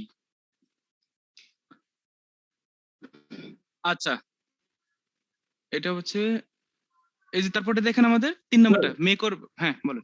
এই যে এইভাবে যে অঙ্কটা করলাম, তো হ্যাঁ। 9,000 টাকা তো স্যার আমাদের লস হচ্ছেই, তার মানে যদি আমরা- না, যদি আপনি রেখে দেন তাহলে লস 9,000, আর যদি ড্রপ করে দেন তাহলে লস জি হচ্ছে স্যার, 20,000। তাহলে স্যার এইভাবে যদি স্যার আমরা এই ডিপার্টমেন্টটা চালাই যেতে থাকি, তাহলে তো স্যার আমাদের শেষ পর্যন্ত 9,000 করে প্রতি এক একটা হ্যাঁ, অ্যাকাউন্টিং আর যদি ক্লোজ করে দেন তাহলে তো এইভাবে তো আমাদের 20,000 টাকা করে প্রত্যেক বছর একটা যাবে। একটা অ্যাকাউন্টিং পিরিয়ডে 20,000 গেল, এরপরে স্যার আর লস হলো না। না, যদি এরকম ফোরকাস্টিং করতে পারেন, মনে করেন যে এই বছর হয়েছে এরপর আমি কভার আপ করে নিব, তাহলে ডিসিশন ভিন্ন। আপনাকে যে কোনো ভাবে দেন না কেন, আপনার যদি পজিটিভ ফিগার আসে তাহলে তো অবশ্যই কোনো সমস্যা নাই, কিন্তু এখানে আমাদের কত অতিরিক্ত আর কোনো ইনফরমেশন দেওয়া নেই। শুধু এতটুকু ভিত্তি করে আপনি বলতে পারেন যেটাকে ক্লোজ করে দেওয়া উচিত, মানে কন্টিনিউ করা উচিত। আর যদি এরকম দেওয়া থাকে যে ফার্দার ফিউচারে ফোরকাস্টিং হবে, এটা হবে সেটা হবে, অনেক হাতে নেওয়া হয়েছে, শুধু এই বছর এত টাকা লস, বাদ বাকি বছরগুলো তো আশা করা হচ্ছে অনেক বেশি প্রফিট হবে, সেক্ষেত্রে আপনি কেন বাদ দিবেন? সেক্ষেত্রে আপনি কেনই করবেন? তখন আপনি ক্লোজ করে দেন, সমস্যা নেই তো। বুঝতে পেরেছি। আচ্ছা, দেখেন number 2, make or buy a component. এগুলো আরো ছোট ম্যাথ। দেখেন কি লেখা আছে, Troy engines limited manufactures a variety of engines for use in heavy equipment. The company has always produced all of the necessary parts for its engines, including all of the carburetors. দেখেন আপনি কি বলছেন এখানে, সবগুলো সে নিজের তৈরি করছে। An outside supplier has offered to sell one type of carburetors to Troy Engines Limited for a cost of 35 per unit. মানে একটা কার্বুরেটর বাইরে থেকে বলতেছে যে $35 কিনতে পারবে, ট্রয় ইঞ্জিনকে বলতেছে। টু ইভ্যালুয়েট দিস অফার, এটা কি নিবে কি নিবে না, Troy engines limited has gathered the following information relating to its own cost of producing the carburetors internally. দেখেন সে বাইরে থেকে পাইতেছে কত, $35, আর নিজেরা যদি তৈরি করে, দেখেন কি লাগতেছে এখানে, পার ইউনিটে দেওয়া আছে একটা, টোটাল দেওয়া আছে একটা। ডিরেক্ট ম্যাটেরিয়ালস লাগতেছে 14 টাকা, ডিরেক্ট লেবার লাগতেছে 10 টাকা, ভেরিয়েবল ম্যানুফ্যাকচারিং ওভারহেড 3 টাকা, ফিক্সড ম্যানুফ্যাকচারিং ওভারহেড ট্রেসেবল 6 টাকা, ফিক্সড ম্যানুফ্যাকচারিং ওভারহেড অ্যালোকেটেড 9 টাকা, টোটাল কত, 42 টাকা। মানে তার তৈরি খরচ লাগতেছে কত, 42 টাকা। এখন কথা হচ্ছে সে পাচ্ছে কত টাকা বাইরে থেকে, 35 টাকায়, বুঝতেছেন? জি স্যার। তো এখন আপাতত দৃষ্টিতে কি মনে হচ্ছে, নিজে তৈরি করার কি দরকার, বাইরে থেকে কিনে ফেলে ভালো, তাই না? জি স্যার। নিজে তৈরি করার কি দরকার, বাইরে থেকে কিনে ফেলে ভালো। এখানে কথা হচ্ছে নিজে তৈরি করতে, যদি বাইরে থেকে কিনি, আমি যে ইনভেস্টমেন্ট করলাম সেটা উঠে আসবে কিনা সেটাকে দেখতে হবে। যদি উঠে আসে অবশ্যই বাইরে থেকে কিনবো, আর যদি দেখি যে না উঠে আসবে না, আমার এইখানে কষ্ট যাবে, আর ওখানে 30 টাকা যাচ্ছে, আবার এখানে একটা কষ্ট যাচ্ছে, তাহলে তো প্রবলেম। এটার জন্য আমাদের এখানে কি লেখা আছে, required assuming that company has no alternative use for the facilities that are now being used to produce the carburetors. Should the outside suppliers offer be accepted, show all competitions. বলছে কি যেটা এখন ইউজ করতে সেটা অন্য কোথাও use করা যাবে না। তার মানে স্যার ওই fixed manufacturing overhead right, fixed manufacturing ওভারহেডটা সেটা কি করতে পারবেন, সেটা আপনি দিতে পারবেন না। দেন ফিক্সড ম্যানুফ্যাকচারিং ওভারহেড এখানে দুইটা আছে, একটা ট্রেসেবল একটা অ্যালোকেটেড। ট্রেসেবল হচ্ছে 6 টাকা, এর মধ্যে আবার স্টার মার্ক দেওয়া আছে। কি লেখা আছে দেখেন, 1/3 সুপারভাইজারি স্যালারিজ, মানে 6 টাকার 1/3 কত, 2 টাকা। 2 টাকা হচ্ছে সুপারভাইজারি স্যালারিজ, মানে সুপারভাইজ করার জন্য দেওয়া হচ্ছে। তো এটা বন্ধ করে দিলে এটা উঠে আসবে, সমস্যা নাই। লেখা আছে 2/3 মানে 4 টাকা। 2/3 depreciation of special equipment, no resale value. ওই তাহলে 6 টাকার মধ্যে 4 টাকা উঠে আসবে না, কিন্তু 2 টাকা উঠে আসবে। বুঝতেছেন পয়েন্টটা? 6 টাকার 1/3 হচ্ছে সুপারভাইজারি স্যালারি, 2 টাকা উঠে আসবে স্যার, 4 টাকা হ্যাঁ উঠে আসবে 4 টাকা উঠে আসবে না, তার মানে 4 টাকায় সমস্যা। আর এদিকে যে 9 টাকা আছে ফিক্সড ম্যানুফ্যাকচারিং ওভারহেড অ্যালোকেটেড 9 টাকা, এইটা কোনোটাই উঠবে না। অ্যালোকেটেড মানে হচ্ছে ঝামেলা, ওই যে একটু বললাম। অ্যালোকেটেড মানে হচ্ছে কি, এটা হেড অফিসের কস্ট, মানে এটা আপনাকে জাস্ট অ্যালোকেট করে এখানে একটা জিনিস দেওয়া হয়েছে, আপনি তৈরি করলো এই কস্ট নিতে হবে, না করলে নিতে হবে। আপনি বলবেন এই ডিপার্টমেন্ট বন্ধ করে দিব, এই ডিপার্টমেন্ট বন্ধ করে দেন, এই 9 টাকা অন্য কোন ডিপার্টমেন্টে দেওয়া হবে। আলটিমেটলি টোটাল কস্ট কমতেছে না, আলটিমেটলি টোটাল কস্ট কমতেছে না। তো এই 9 টাকা তো আমি না নেই, অন্য কেউ তো নিচ্ছে, আমার ডিপার্টমেন্টের কেউ তো কেউ নিচ্ছে, তাই না? এখন মনে করেন যে বুয়েটের একটা ডিপার্টমেন্ট একটা বন্ধ করে দেওয়া হলো, বন্ধ করবে নালে না করবে, আমি বললাম আর কি। যে বুয়েটের চিন্তা করছে যে এই ডিপার্টমেন্ট ছোট, স্টুডেন্ট পাই না, স্টুডেন্ট তো পাওয়ার সমস্যা নেই, বুয়েটে তো স্টুডেন্ট অভাব হয় না, এই ডিপার্টমেন্টে খুব একটা লাগতেছে না, মানে ভাবমূর্তি ভালো না, কাজ করে ডিপার্টমেন্ট একটা বন্ধ করে দিই। তো ওই ডিপার্টমেন্ট যে বন্ধ করে দিল, ওই ডিপার্টমেন্টের যে ফ্লোর গুলো এখন যদি মনে করেন অন্য কোনো কাজ ইউজ করা যাচ্ছে না, অন্য কোনো ডিপার্টমেন্ট নিচ্ছেও না, যে আমি ওই ডিপার্টমেন্টে যাবো না, এরকম যদি করে তাহলে সেটার খরচটা তো আরো ভয়াবহ হচ্ছে। তারপর টিচার গুলো কোথায় দিবে, ওই স্টুডেন্ট গুলো যে এতদিন চলতেছে ওই স্টাফ গুলো কোথায় দেবে, ওই ফ্যাসিলিটিস গুলো কোথায় দেবে, কি করবে? যদি মার্কেটের বাইরে বিক্রি করতে পারে ফাইন, বা নিজেরা ইউজ করতে পারে ফাইন, কিন্তু যদি না করতে পারে তাহলে সেটা তো প্রবলেম।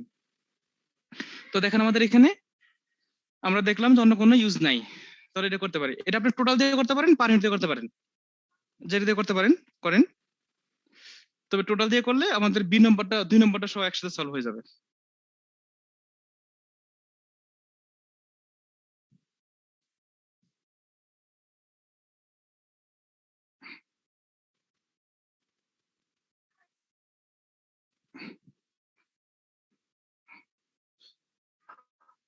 দেখেন কি লিখবেন ডিসিশনটা, একটা হচ্ছে আমাদের মেক আর একটা হচ্ছে আমাদের বাই।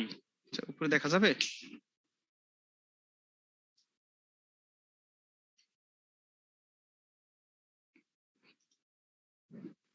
কি লিখবো আমাদের এখানে,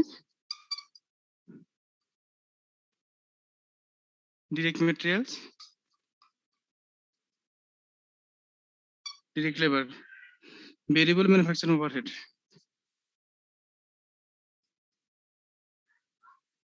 তারপর আমাদের fixed manufacturing overhead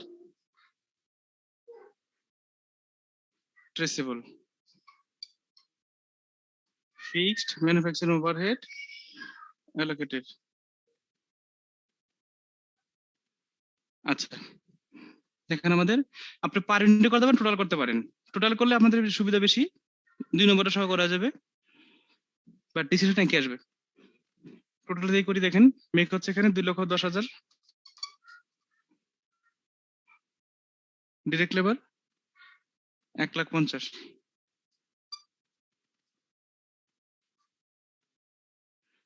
variable manufacturing overhead 45,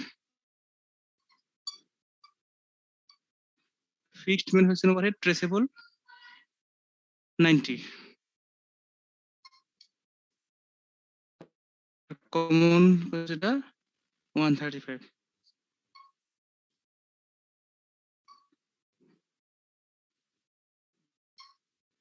একটু গ্যাপ রাখেন, 6,30,000।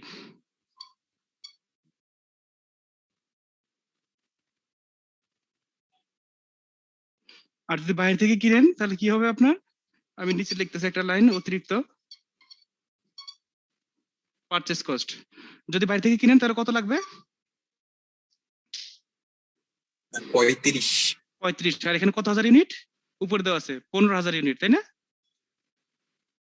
আমি তো টোটাল নিয়ে করতেছি না, তাহলে এখানে শুধু 35 লিখবো না, 35 × 15,000, তাই না? স্যার এই সবগুলো আমাদের 15,000 দিয়ে গুণ করা, এই যে যেমন এই যতগুলো ফিগার দেখতেছেন। সো আমাদের ওইটা বাইরে থেকে কিনতে পারবো 35 টাকা দিয়ে। এই যে 35 ইন্টু 15,000 কত আসে দেখেন তো? 5,25,000। Sir 5,25,000 sir. আচ্ছা 5,25,000। এখন দেখেন আমি নিজে তৈরি করি তাহলে কত লাগতেছে 6,30,000, আর বাইরে থেকে কিনলে 5,25,000, তাহলে তো এটাই ভালো। কিন্তু কথা হচ্ছে বাইরে থেকে কিনলে আমি এখানের সবগুলো অমিট করতে পারবো না।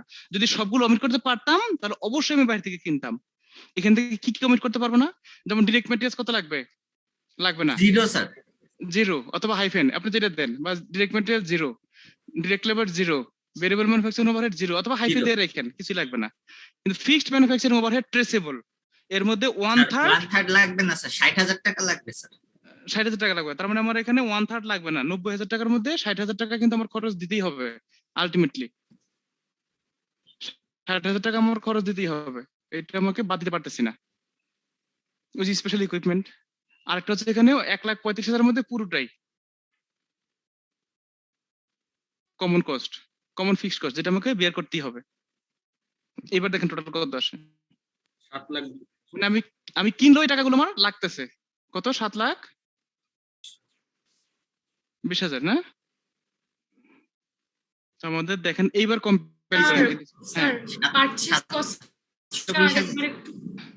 পারচেজ কস্ট যে আমাদের ওই দেওয়া আছে, মানে বাইরে থেকে কিনতে পারবেন। এই যে কোশ্চেনের আগে দেওয়া আছে যে সে যদি বাইরে থেকে কিনে তাহলে $35 কিনতে পারবে পার ইউনিট। 35 টাকা। এরকম আমি কিনছিলাম কতগুলো? 15,000। যেমন এগুলো সব 15,000 দিয়ে গুণ করা আছে, যেগুলো সব 15,000 করে দেওয়া আছে। সো 5,25,000 কোথেকে আসলো? 35 ইন্টু 15,000।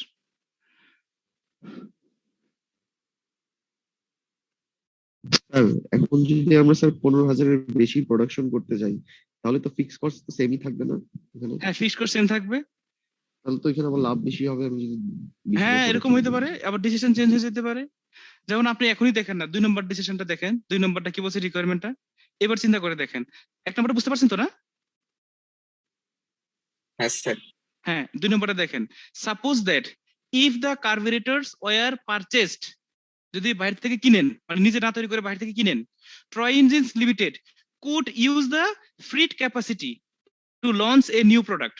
খেয়াল করে দেখেন কি বলছে এখানে, আবার বলতেছে যে ফ্রিড যে ক্যাপাসিটি গুলো আছে তার যে অ্যালোকেটেড কমন কস্ট যেটা আছে, যেমন আপনি মনে করলেন যে বললাম যে একটা অফিস ভাড়া নিয়েছিলেন, সেটা আপনি কি করবেন, এটা আপনি অন্য কোথাও ইউজ করতে পারতেছেন, বা যে স্পেশাল ইকুইপমেন্ট যেগুলো আছে এগুলো যেটা আছে এটা দিয়ে আপনার নতুন একটা প্রোডাক্ট আবার লঞ্চ করতে পারতেছেন। দেখেন কি বলা আছে এখানে, could use the freed capacity to launch a new product, the segment margin of the product would be 1,50,000 per year. মানে যদি সে বাইরে থেকে কিনে তাহলে তার এখানে ক্যাপাসিটি কি কতগুলো ফ্রি হয়ে গেল না? বুঝতেছেন? এই যে ফ্রি ক্যাপাসিটি গুলো সে ইউজ করে বছরে 1.5 লাখ টাকা আবার ভালো হবে। Should Troy engines limited accept the offer to buy the carburetors for 35 per unit show all competitions. এটা 1 নম্বর শেষ। আপনি 2 নম্বর এখান থেকে শুরু করেন। 2 নম্বরটা আপনি এখান থেকে শুরু করেন, অথবা শুধু এই যে লাস্ট কলামটা দিয়ে শুরু করেন, এই টোটাল কস্ট। অথবা আপনি এখানে 1 নম্বর, এখানে 2 নম্বর দিতে পারেন, অথবা 2 নম্বর শুরুই করলেন যে টোটাল কস্ট 6,30,000 আর 7,20,000। এখন আপনি এখানে ক্লোজ করবেন না ধরেন।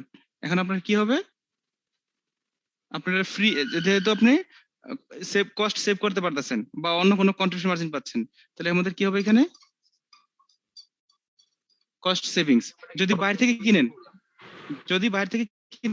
তাহলে আপনার কস্ট কিছু সেভ হবে। কত টাকা সেভ হবে? 1,50,000 টাকা আপনার সেভ হবে, মানে এখানে আপনার অন্য প্রোডাক্টে পাচ্ছেন। তাহলে আপনার নেট কস্ট কত? স্যার আমরা কি 2 নম্বরটা টোটাল কস্ট থেকে শুরু করলাম? আমি 2 নম্বরটা এতটুকু থেকে শুরু করলে হবে, এই যে টোটাল কস্ট।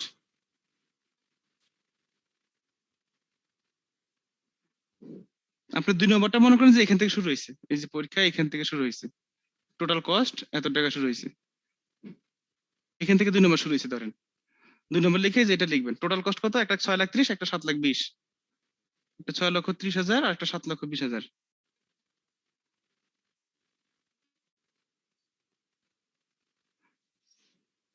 এক্ষেত্রে কি হবে আপনার, এখানে 6,30,000 টাকায় থাকবে আর এখানে 1,50,000 মাইনাস করলে কত আসে? 5,70,000। 5,70,000। তাহলে এই ক্ষেত্রে আপনার কি করা উচিত? স্যার আমাদের কেনা উচিত বাইরের থেকে স্যার। বাইরে থেকে কেনা উচিত, রাইট। তাহলে আমার যদি ক্যাপাসিটি থাকে তাহলে বাইরে থেকে কেনা উচিত। আর যদি এরকম হয় যে আমি 1,00,000 টাকা, ধরেন 80,000 টাকা পাইছি, তাহলে কিন্তু আমার তৈরি করা উচিত। এটা আপনার ডিফারেন্স থেকে বোঝা যাবে আর কি, যে কি করা উচিত কি করা উচিত না।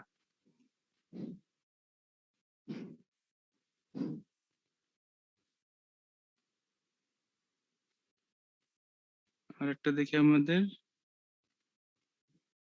এই যে সেলর প্রসেস ফার্দার, দেখেন একটা 3 নাম্বার যেটা আমরা আলোচনা করতেছিলাম।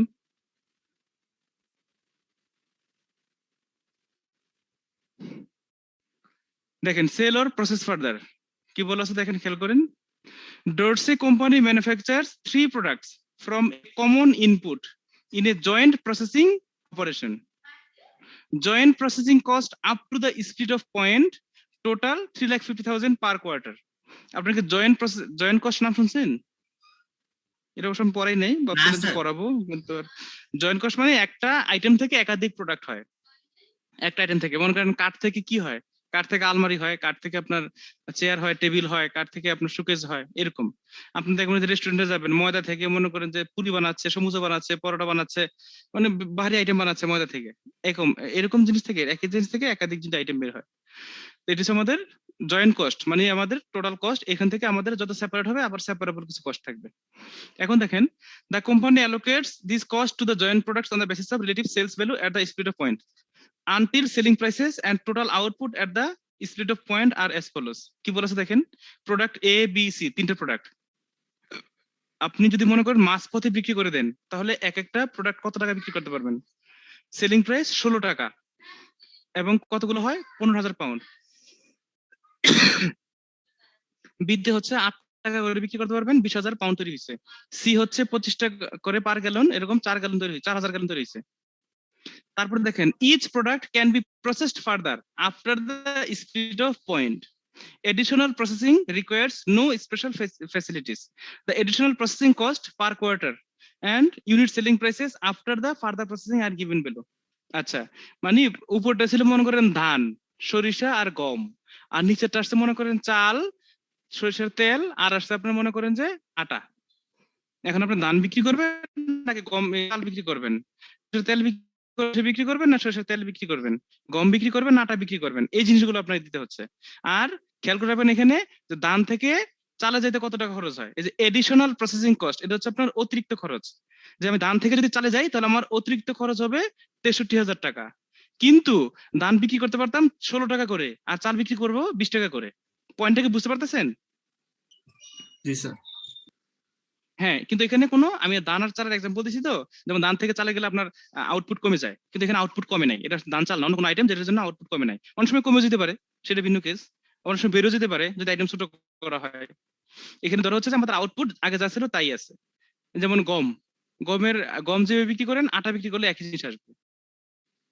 এটা তো আর সিদ্ধ করে কমাইতে হচ্ছে না, বা এটা পুরো চলে যাচ্ছে না। বাট গম থেকে যখন ময়দা বিক্রি করবেন তখন আবার ভিন্ন হবে, কারণ ওইখান থেকে উপর থেকে খোসা ফেলে দেওয়া হয়।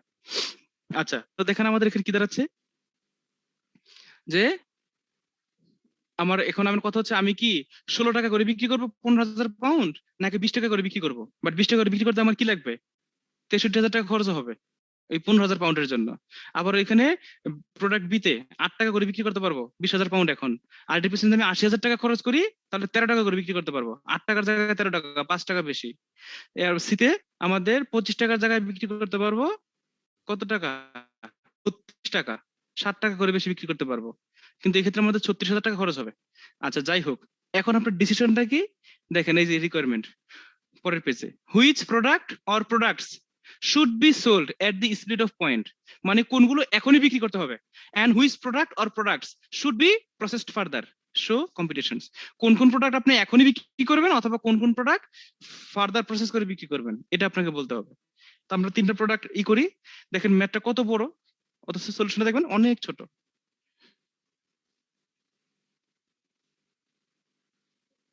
3টা প্রোডাক্ট, প্রোডাক্ট এ, প্রোডাক্ট বি, প্রোডাক্ট সি। আচ্ছা, আমরা এখানে লিখি, দেখেন ফাইনাল সেলস ভ্যালু বা সেলিং প্রাইস, ফাইনালি সেল একবার সবকিছু প্রসেস করার পরে এই বিক্রি করতে পারেন কত টাকা করে বলেন? কি আপনারা আছেন না? $20 per pound. $20 আর বি Sir, 13 $13. আর সি C 32 sir. 32। আচ্ছা, এটাকে ইউনিটে করতে গেলে আমাদের যত খরচ আছে দেখতেছেন সবগুলো, ওই যে 63,000 62,000 সবগুলোকে আবার কনভার্ট করতে হবে। আমরা যদি সবচেয়ে ভালো হয় এটাকে একবার গুণ দিয়ে দেন, তাহলে আমাদের আর কি ম্যাথটা আর ছোট হয়ে যায়। যেমন এখানে কত 15,000 পাউন্ড ছিল, এই হচ্ছে 15,000 পাউন্ড, তা আমাদের পাউন্ড তো চেঞ্জ হচ্ছে না। 20 ইন্টু 15,000 কত আসে? Sir 3 lakh sir. 3 লাখ। তাহলে আমি এখানে 3 লাখ লিখি। আর কি আসে কত? 13 ইন্টু 2,60,000 sir. 2,60,000। আর এখানে সি আসে কত? 32 ইন্টু 4,000 66 128 নাকি 1,28,000? 1,28,000 স্যার। 1,28,000। আমরা তিনটা পেয়ে গেলাম। Final sales value minus sales at split off, মানে আমাদের স্প্লিট অফ মানে হচ্ছে এখনই জি স্যার, কোনো ধরনের প্রসেসিং ছাড়াই। প্রসেসিং ছাড়া, রাইট। ওইটা বিক্রি করতে পারেন কত টাকা করে? 16 টাকা করে। 16 ইন্টু 15,000 কত আসে? 2,40,000। 2,40,000।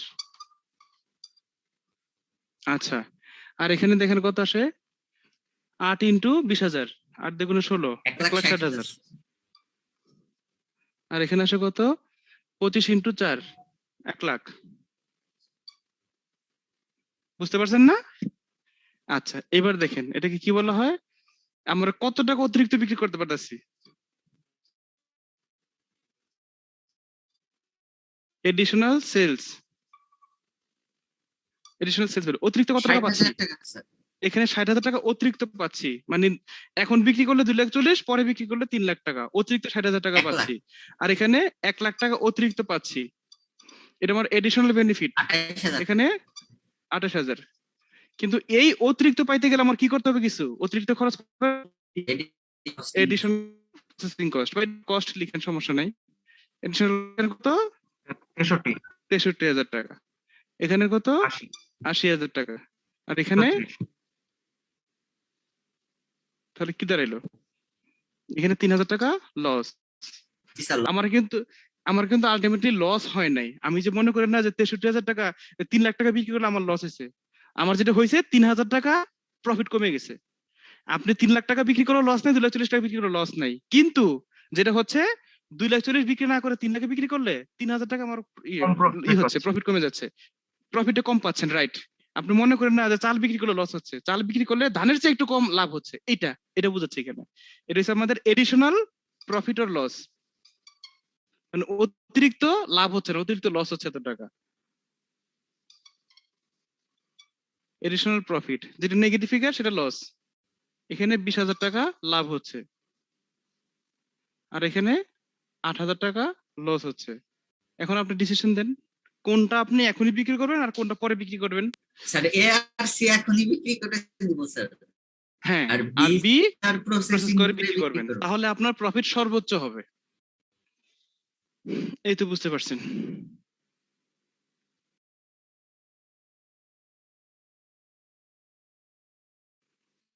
এবার আসি স্পেশাল অফার। অনেকগুলো করে ফেলছি না, 3টা ম্যাথ করে ফেলছি। আচ্ছা, আরেকটা করাই, 4টা করলে মোটামুটি হবে। পরীক্ষা আসলে সবগুলো থাকবে না, আর টাইম আছে তো। দেখেন স্পেশাল অর্ডার বা স্পেশাল অফার যেটা বলতেছিলাম, কোম্পানি এ সিঙ্গেল প্রোডাক্ট, একটাই মাত্র প্রোডাক্ট বিক্রি করে। The cost of producing and selling a single unit of this product at the company's normal activity level of 60,000 years per year. Normal activity বুঝতেছেন? মানে এই প্রতিষ্ঠানটা 60,000 ইউনিট তৈরি করে পার ইয়ারে। Relevant range sir.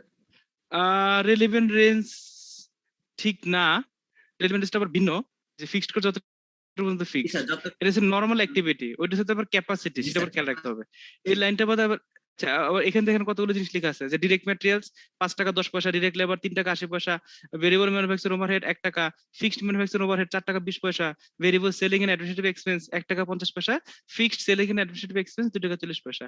তারপরে দেখেন the normal selling price is কত টাকা? 21 টাকা per unit. The company's capacity is 75,000 units per year. এই লাইনটা খুব ইম্পর্টেন্ট। দেখেন কি বলা আছে, কোম্পানির ক্যাপাসিটি, এটা রেলিভেন্ট।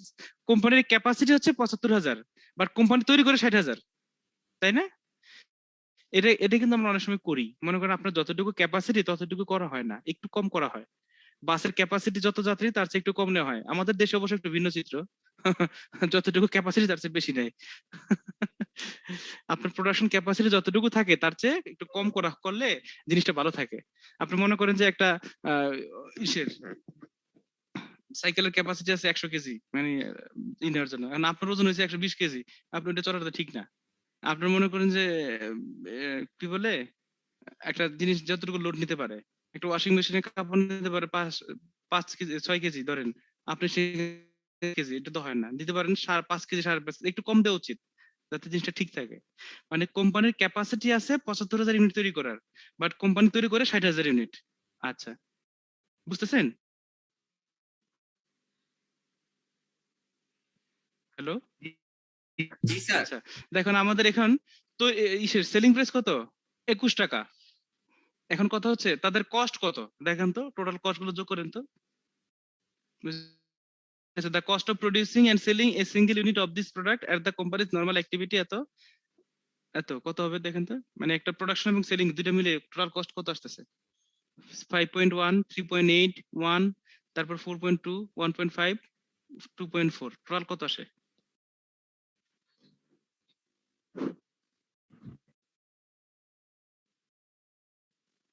স্যার 18 স্যার 18 18 টাকা আসে। এটা সেল করে কত টাকা? 21 টাকা 21 টাকা। তাহলে 3 টাকা প্রফিট থাকতেছে তার, তাই না? এখন দেখেন কি বলা আছে, an order has been received from a mail order house for 15,000 units at a special price of 14 per unit. তারা একটা অর্ডার পাইছে, কত টাকা অর্ডার পাইছে? 14 টাকা করে। কতগুলো অর্ডার? 15,000। দেখেন 15,000 কিন্তু বলছে, তার মানে কি তার ক্যাপাসিটির মধ্যে আছে, বুঝতেছেন? জি স্যার, মধ্যে আছে। এখন যদি 15,000 20,000 হইতো তাহলে স্যার হতো, তাহলে ফিক্সড কস্ট বেড়ে ফিক্সড যেত কস্ট স্যার। বেড়ে যেত, রাইট। ফিক্সড কস্ট তখন কত টাকা বেড়ে যেত সেটা আপনাকে কোশ্চেন বলে দেওয়া থাকতো। সেক্ষেত্রে দেখা যেত আমার ফিক্সড কস্টে কভার করে কিনা, ফিক্সড কস্ট কিনা ডাবল হয়ে যায় কিনা, এগুলো পরে আপনার বলা থাকতো। আর এখানে 15,000 না যদি 12,000 হইতো কোনো প্রবলেম ছিল না, তাহলে অবশ্যই রিলেভেন্ট রেঞ্জের মধ্যে। 15,000 হইলেও 12,000 15,000 কম যে কোনো ফিগারই সম্ভব, তাই না? তৈরি করতে হবে। তার মানে এই 15,000 তৈরি করার জন্য তার কোনো ফিক্সড কস্ট লাগবে না স্যার। না, লাগবে না। কিন্তু এখন দেখেন অর্ডার পয়সা কত করে? 14 টাকা করে। তা আপনার কাছে প্রথম দৃষ্টিতে কি মনে হবে? আমার তৈরি করতে লাগে 18 টাকা, আমি 14 টাকা কিভাবে দেবো উনাকে? এরকম মনে হবে না? জি স্যার। দেখেন 14 টাকা কিভাবে দিবে। This order would not affect regular sales, এবং এইটার ফলে রেগুলার যে কাস্টমার আছে 21 টাকা করে যারা কিনে তাদের কোনো প্রবলেম নাই, কারণ এটা একটা কর্পোরেট সেল, একসাথে নিয়ে যাবে 15,000 ইউনিট, এবং তার ক্যাপাসিটির মধ্যে আছে। আরেকজন কাস্টমার এসে যদি বলে আমাকে 15,000 দেন, আমি 14 টাকা করে দিব, সে যদি এসে বলে তাকে 17 টাকাও দিবে না। তার ক্যাপাসিটি আছে বলে সে পাচ্ছে। এই যে জিনিস দেখবেন যে অনেক সময় দেখা যায় যে একই ব্যক্তিকে, মানে একই সময় আপনি দিচ্ছেন, আরেক ব্যক্তি গেল তাকে দিচ্ছেন না, অফারটা দেওয়া হয় না। কেন দেওয়া হয় না? অফার সবার জন্য সমস্যা না। এই যে বলা থাকে না, এর সুযোগ সীমিত সময়ের জন্য। সীমিত সময় কেন? কারণ তাদের টার্গেট ফিল আপ হয়ে গেলে এরপর আর দিবে না। এই যে এই জিনিসগুলো একটু খেয়াল রাখবেন, অনেক হিসাব নিকাশ আছে। দেখবেন যে একই জিনিস দিচ্ছে, একটুর জন্য আরেকটু দিচ্ছে না, অনেক সময় স্যাক্রিফাইস করতে হয় আর কি। আচ্ছা দেখেন কি বলেছে, if the order is accepted by how much will annual profits be increased or decreased, this the order will not change the company's total fixed cost। এটা বলা আছে এখানে যে আমাদের এই অর্ডারটা নিলে আমার কত টাকা বছরের প্রফিট বাড়বে বা কমবে, এটা আপনাকে বের করতে হবে। তাহলে আমাদের কি কি এখানে কাউন্ট আনবো?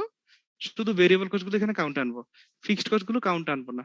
তো আমাদের দেখেন বছরে কত টাকা আমাদের চেঞ্জ হবে।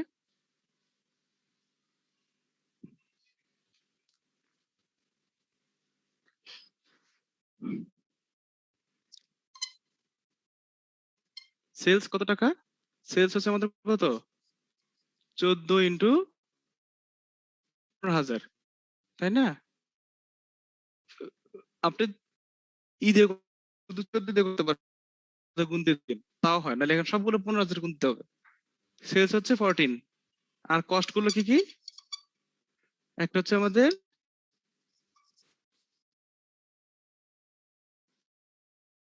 কত জানো? 5.10। আচ্ছা, তারপর ইসে কত আসে?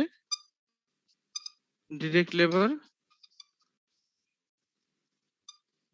কত জানা ছিল? 3.8 স্যার। 3.880। আচ্ছা, তারপর কি ছিল আমাদের? Variable manufacturing overhead. এটা হচ্ছে আমাদের 1 টাকা।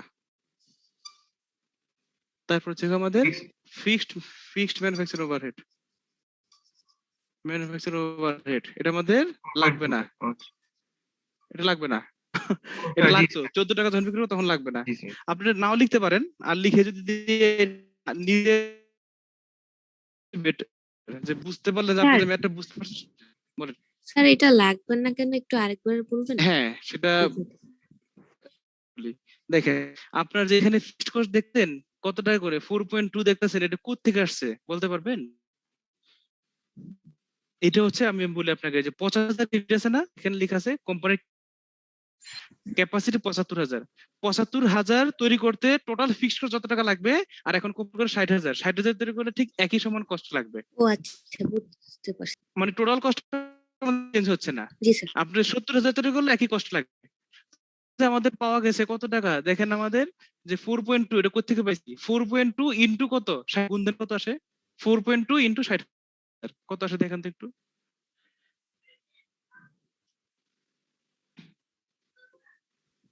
স্যার 2,52,000। 75,000 তৈরি করলো 2,52,000 লাগবে, তখন 75,000 ইনটু 4.2 আসবে না। তার মানে আমাদের অতিরিক্ত যাই তৈরি করবো 60 থেকে 75,000 এর মধ্যে যাই তৈরি করবো, এখানে কোনো অতিরিক্ত ফিক্সড কস্ট লাগতেছে না। জি স্যার, ফিক্সড কস্ট তা না, লাগতেছে। এই কস্ট গুলো 60,000 এর মধ্যে সব চলে গেছে। ফিক্সড 2,000 জায়গায় মনে করেন যে আমার 2 লাখ 3 লাখ চলে যাবে, এটা তো ঠিক না। ফিক্সড কস্ট তো টোটালি ফিক্সড, এটা আমরা জানি বাই ডেফিনিশন, যেটা totally fixed per unit variable. এখন আপনি যদি তৈরি 4,000, তাহলে আপনি 75,000 দিয়ে ভাগ করতেন 2,52,000 কে, তখন দেখা যেত 4.2 এর জায়গায় হয়তো 3 পয়েন্ট সামথিং। কিন্তু আমরা সেটা করতেছি না, কারণ আমরা সকল কস্ট 60,000 এর মধ্যে দিয়ে ফেলছি, এটা অলরেডি সেল হয়ে গেছে। এখন অতিরিক্ত যেটা হচ্ছে সেটার জন্য কোনো অতিরিক্ত ফিক্সড কস্ট লাগতেছে না।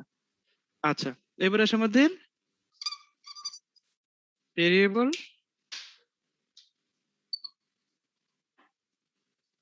Variable selling and administrative expense. 1.5 টাকা। কত টাকা আছে? 1.5 টাকা। আচ্ছা, তারপর দেখেন আমাদের ফিক্সড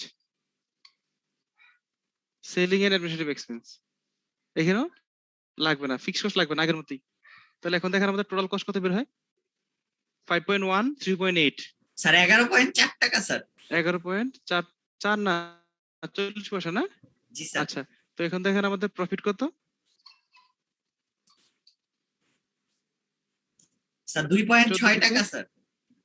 2.6 দেখেন পার ইউনিট 2.6। তা আমাদের বলছে এখানে না কতগুলো চেঞ্জ হবে, এটা নিচে লিখেন আর কি। Sir 15,000 unit. 2.6 ইনটু কত কত আসে? স্যার 39,000 টাকা। 39,000 টাকা আপনার প্রফিট আসছে। কিন্তু আপনাদের দেখে কি মনে হয়েছিল প্রথমে? লস। এই জিনিসগুলো দেখবেন যে অনেক সময় আপনাকে অনেক প্রতিষ্ঠান কমে দেয়। এটা দেয় কেন? তাদের ক্যাপাসিটির মধ্যে যদি থাকে। আর আউট অফ ক্যাপাসিটি হলে আপনাকে কমে কেন? সমান দামেও দিবে না, তাদের লাভ দরকার। স্যার এখানের এই ফিক্সড কস্ট যেটা, এটা স্যার 60,000 ইউনিটের উপর ফিক্সড কস্ট নাকি 75,000 ক্যাপাসিটির উপর ফিক্সড কস্ট? ফিক্সড কস্ট ক্যাপাসিটির উপর। কিন্তু একটা খেয়াল করবেন, যদি স্পেশাল অফারটা না থাকতো, আপনার মনে করেন আপনি স্পেশাল অফারটা নাই, এই ক্ষেত্রে আপনি কি করবেন? আপনি তৈরি করতেছেন 60,000 ওভার দ্য ইয়ার্স, তাহলে এখন আপনার 2,52,000 টাকা কোথায় দিবেন? 60,000 টাকার উপর দিয়ে দিবেন না চাপায়া? জি স্যার, হ্যাঁ। আপনার টোটাল আপনার কষ্ট উঠাইতে হবে এনিহাউ। এখন আপনার স্পেশাল অফার যদি না থাকতো আপনি কি করতেন? রেগুলার যারা কাস্টমার তাদের উপরে আপনার কষ্ট চাপাই দিতেন। তাহলে আপনি কি বলবেন যে ভাই আমার 75,000 ক্যাপাসিটি ছিল, আমি 60,000 তৈরি করছি, তাহলে ফিক্সড কস্ট তোমাদের উপর একটু কম দিলাম চাপায়া, তাহলে বাকিগুলো কি করবেন? এমনি পড়ে থাকবে? তাহলে আপনার প্রফিট হবে না, আপনার প্রফিট কমে যাবে না? আপনার টার্গেট কিন্তু কস্ট উঠাইতে হবে এনিহাউ। আপনি যদি 60,000 তৈরি না করে 20,000 20,000 তৈরি করতেন, ওই 20,000 এর মধ্যে ফিক্সড কস্ট টোটাল ভাগ করে দিতেন। এটাই নিয়ম। আচ্ছা স্যার, বুঝতে পেরেছি। আচ্ছা, একটা বেজে গেছে, আপনার ধরবো, আরেকটা তাহলে বাদ দিলাম না? জি স্যার, কনস্ট্যান্ট জি স্যার, বাদ এটা কি স্যার এক্সামে থাকবে? এক্সামে আমরা আজকে এখন আলোচনা করে দিচ্ছি যে কি কি থাকবে। আমাদের তার কোন ক্লাস না করে ফেলছেন। তো তো আমাদের যেটা থাকবে আর কি পরীক্ষার জন্য আমাদের টোটাল পরীক্ষা থাকবে 4টা থেকে অ্যান্সার করতে হবে 3টা। তো 4টার মধ্যে যেটা হয়েছিল যে এই পার্টটুকু বিশেষ করে ক্যাপিটাল বাজেটিং আর হচ্ছে আপনার এই যে রেলিভেন্ট ইনফরমেশন, এখান থেকে ম্যাডামের একটা কোশ্চেন করার কথা, সাবরিনা ম্যাডামের। আর আমি যা আগে পড়াইছিলাম সেখান থেকে 3টা। তো এই যেহেতু ম্যাডামের পার্ট, একটু বলবেন স্যার, আরেকবার একটু। হ্যাঁ, আরেকবার বলতেছি, মানে আপনাদের পরীক্ষা কি থাকে, 4টা থেকে 3টা অ্যান্সার করতে হয়। 1.5 ক্রেডিট না, এখানে এটা 1.5 ক্রেডিট ম্যানেজারাল অ্যাকাউন্টিং এ, আর ফিনান্সিয়াল অ্যাকাউন্টিং এ 1.5 ক্রেডিট। তো 1.5 ক্রেডিট আপনার কি থাকবে, 1.5 ক্রেডিট হোক আর 1 ক্রেডিট হোক দেখার বিষয় না, আপনার you have to answer any 3 questions out of 4, 4টা থেকে 3টা। তো ম্যানেজমেন্ট অ্যাকাউন্টিং মানে আমার পার্টটুকু থেকে এখানে 4টা কোশ্চেন থাকবে টোটাল। এখন 4টা কোন 4টা হতে পারে, তো যেটা ইউজুয়ালি হয়, এবার তো ম্যাডাম আপনাদের ক্লাস নিতে পারেন নাই শেষের দিকে এসে, যেটা ইউজুয়ালি হয়, ম্যাডাম তো আপনাদের ফিনান্সিয়াল অ্যাকাউন্টিং পুরোটা পড়েছেন তাই না? ফিনান্সিয়াল অ্যাকাউন্টিং পুরোটা পড়াইছে না? ম্যানেজমেন্ট কস্ট অ্যাকাউন্টিং ধরতে পারেন নাই, মানে এই পুরোটা আমি পড়াইছি। তো আমি তো গেস্ট ফ্যাকাল্টি, আমাদের 1 ক্রেডিট দেওয়া হয় আর ম্যাডাম না 2 ক্রেডিট। এখন মোটামুটি ইকুয়াল হয়ে গেছে, 1.5 ক্রেডিটের মতো আর কি। তো যেটা হচ্ছে এখন আমার পার্টটুকু সম্পূর্ণ আমি করব, তাহলে আমি 4টা কোশ্চেনই করব, ম্যাডামের এখানে কোনো পার্ট থাকতেছে না। ম্যাডাম শুধু ফিনান্সিয়াল অ্যাকাউন্টিং থেকে আপনাদের 4টা কোশ্চেন করবে, সেখান থেকে আপনারা 3টা অ্যান্সার দিবেন পার্ট এ তে। আর আমার পার্ট হচ্ছে পার্ট বি, যেটার জন্য আলাদা টাইম থাকবে, আলাদা খাতা থাকবে, স্ক্রিপ্ট থাকবে, সবকিছু থাকবে, সেখানে আলাদা কোশ্চেন থাকবে, আপনি অ্যান্সার করবেন আউট অফ 4 অ্যান্সার করবেন 3। আচ্ছা, এখন যেটা হইতো আর কি, ইউজুয়ালি যেটা হইতো যে ম্যাডামের এই পার্টটুকু ম্যাডাম পড়াইতেন, এখান থেকে একটা কোশ্চেন করতেন ম্যানেজার অ্যাকাউন্ট থেকে, আর আমি ওইখান থেকে 3টা কোশ্চেন করতাম, এই মিলে 4টা হইতো। এখন এরকমই রাখি, ধরেন ক্যাপিটাল বাজেটিং আর এই যে এখান থেকে একটা কোশ্চেন, আর আগে যেগুলো পড়াইছিলাম, আগে কি কি পড়াইছিলাম, ব্রেক ইভেন পয়েন্ট থেকে একটা, কস্ট শিট থেকে একটা, তারপর ভেরিয়েবল কস্টিং অ্যাবজর্পশন কস্টিং থেকে একটা, এইভাবে ধরেন। কি কি ছিল আপনাদের মনে আছে?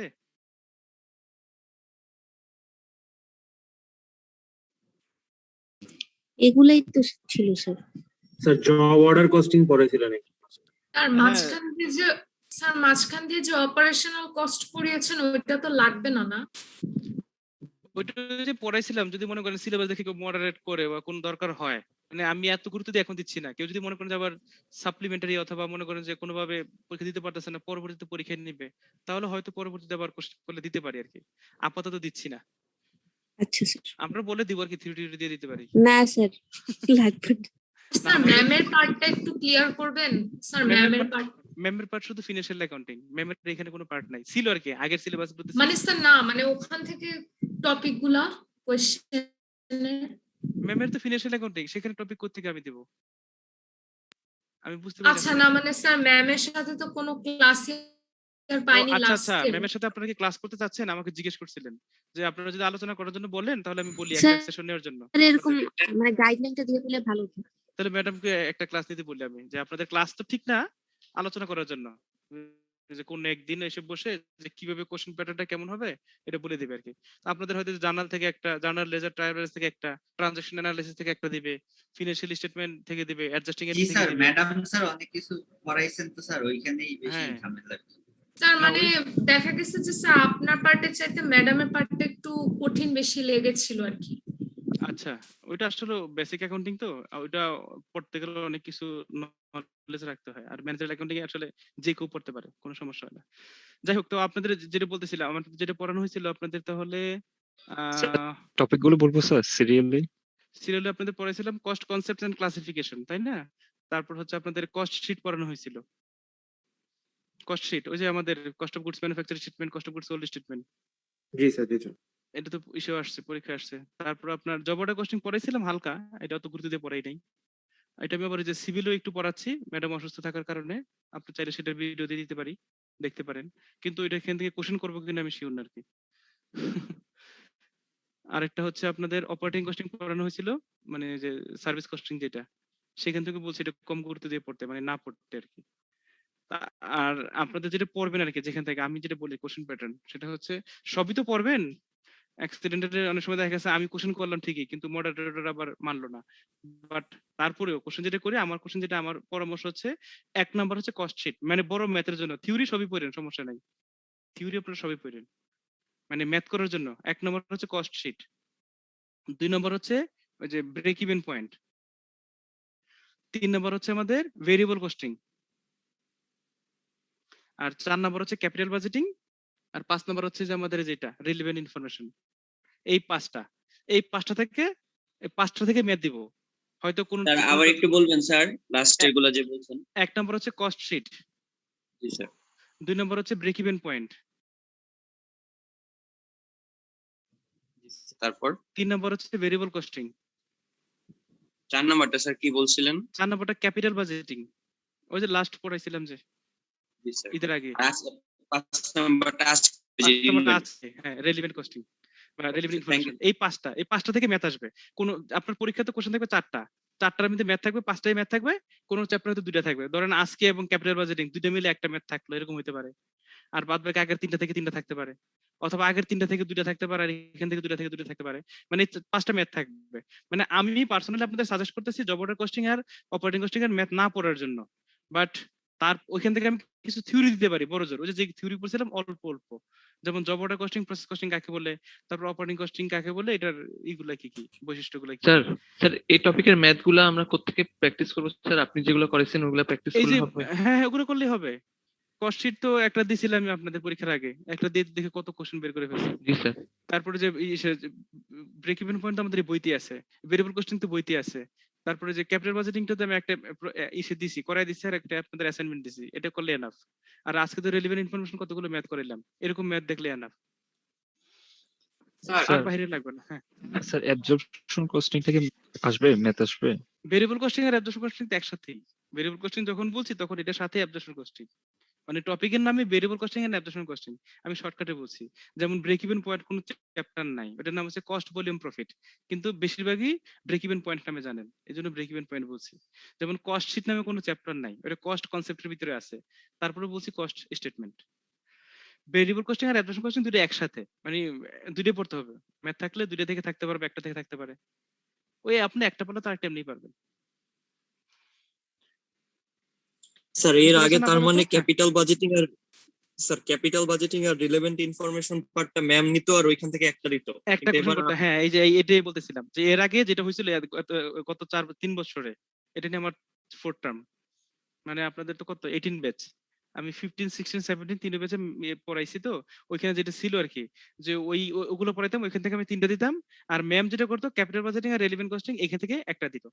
তো আমিও দেখি হয়তো আমি এরকম একটা দিতে পারি আর কি এখান থেকে, আর আগে 3টা থেকে 3টা দিতে পারি, কিন্তু 5টা থেকে 5টাই থাকবে ম্যাথ থাকবে আর কি, কিন্তু কোশ্চেন থাকবে 4টা, 5টা ম্যাথ থাকবে, একটা কোশ্চেনে ছোট ছোট 2টা ম্যাথ থাকবে। আর থিওরি আপনারা সবই কিন্তু পড়েন, থিওরি অল্প বিস্তর সবই পড়েন, থিওরি কিন্তু সব কোশ্চেনেই থাকবে। পুরো একটা ম্যাথ দিয়ে একটা স্টেটমেন্ট বললাম, কষ্ট করে 40 স্টেটমেন্ট তৈরি করবেন, পুরো এটার মধ্যে যে আপনার মার্কস থাকবে 23 মার্ক, এটা তো বলা যায় না। 35 মার্ক, আপনাদের তো 23 মার্ক না, 35 মার্ক। থিওরি আপনি যেগুলি আলোচনা করেছেন, হ্যাঁ মানে হ্যাঁ, একটু এর বাইরে ডিটেইলস না। থেকে পড়া হ্যাঁ, তো শুধু যেগুলো আলোচনা করছি সেগুলোই, এর বাইরে যাবে। আচ্ছা স্যার।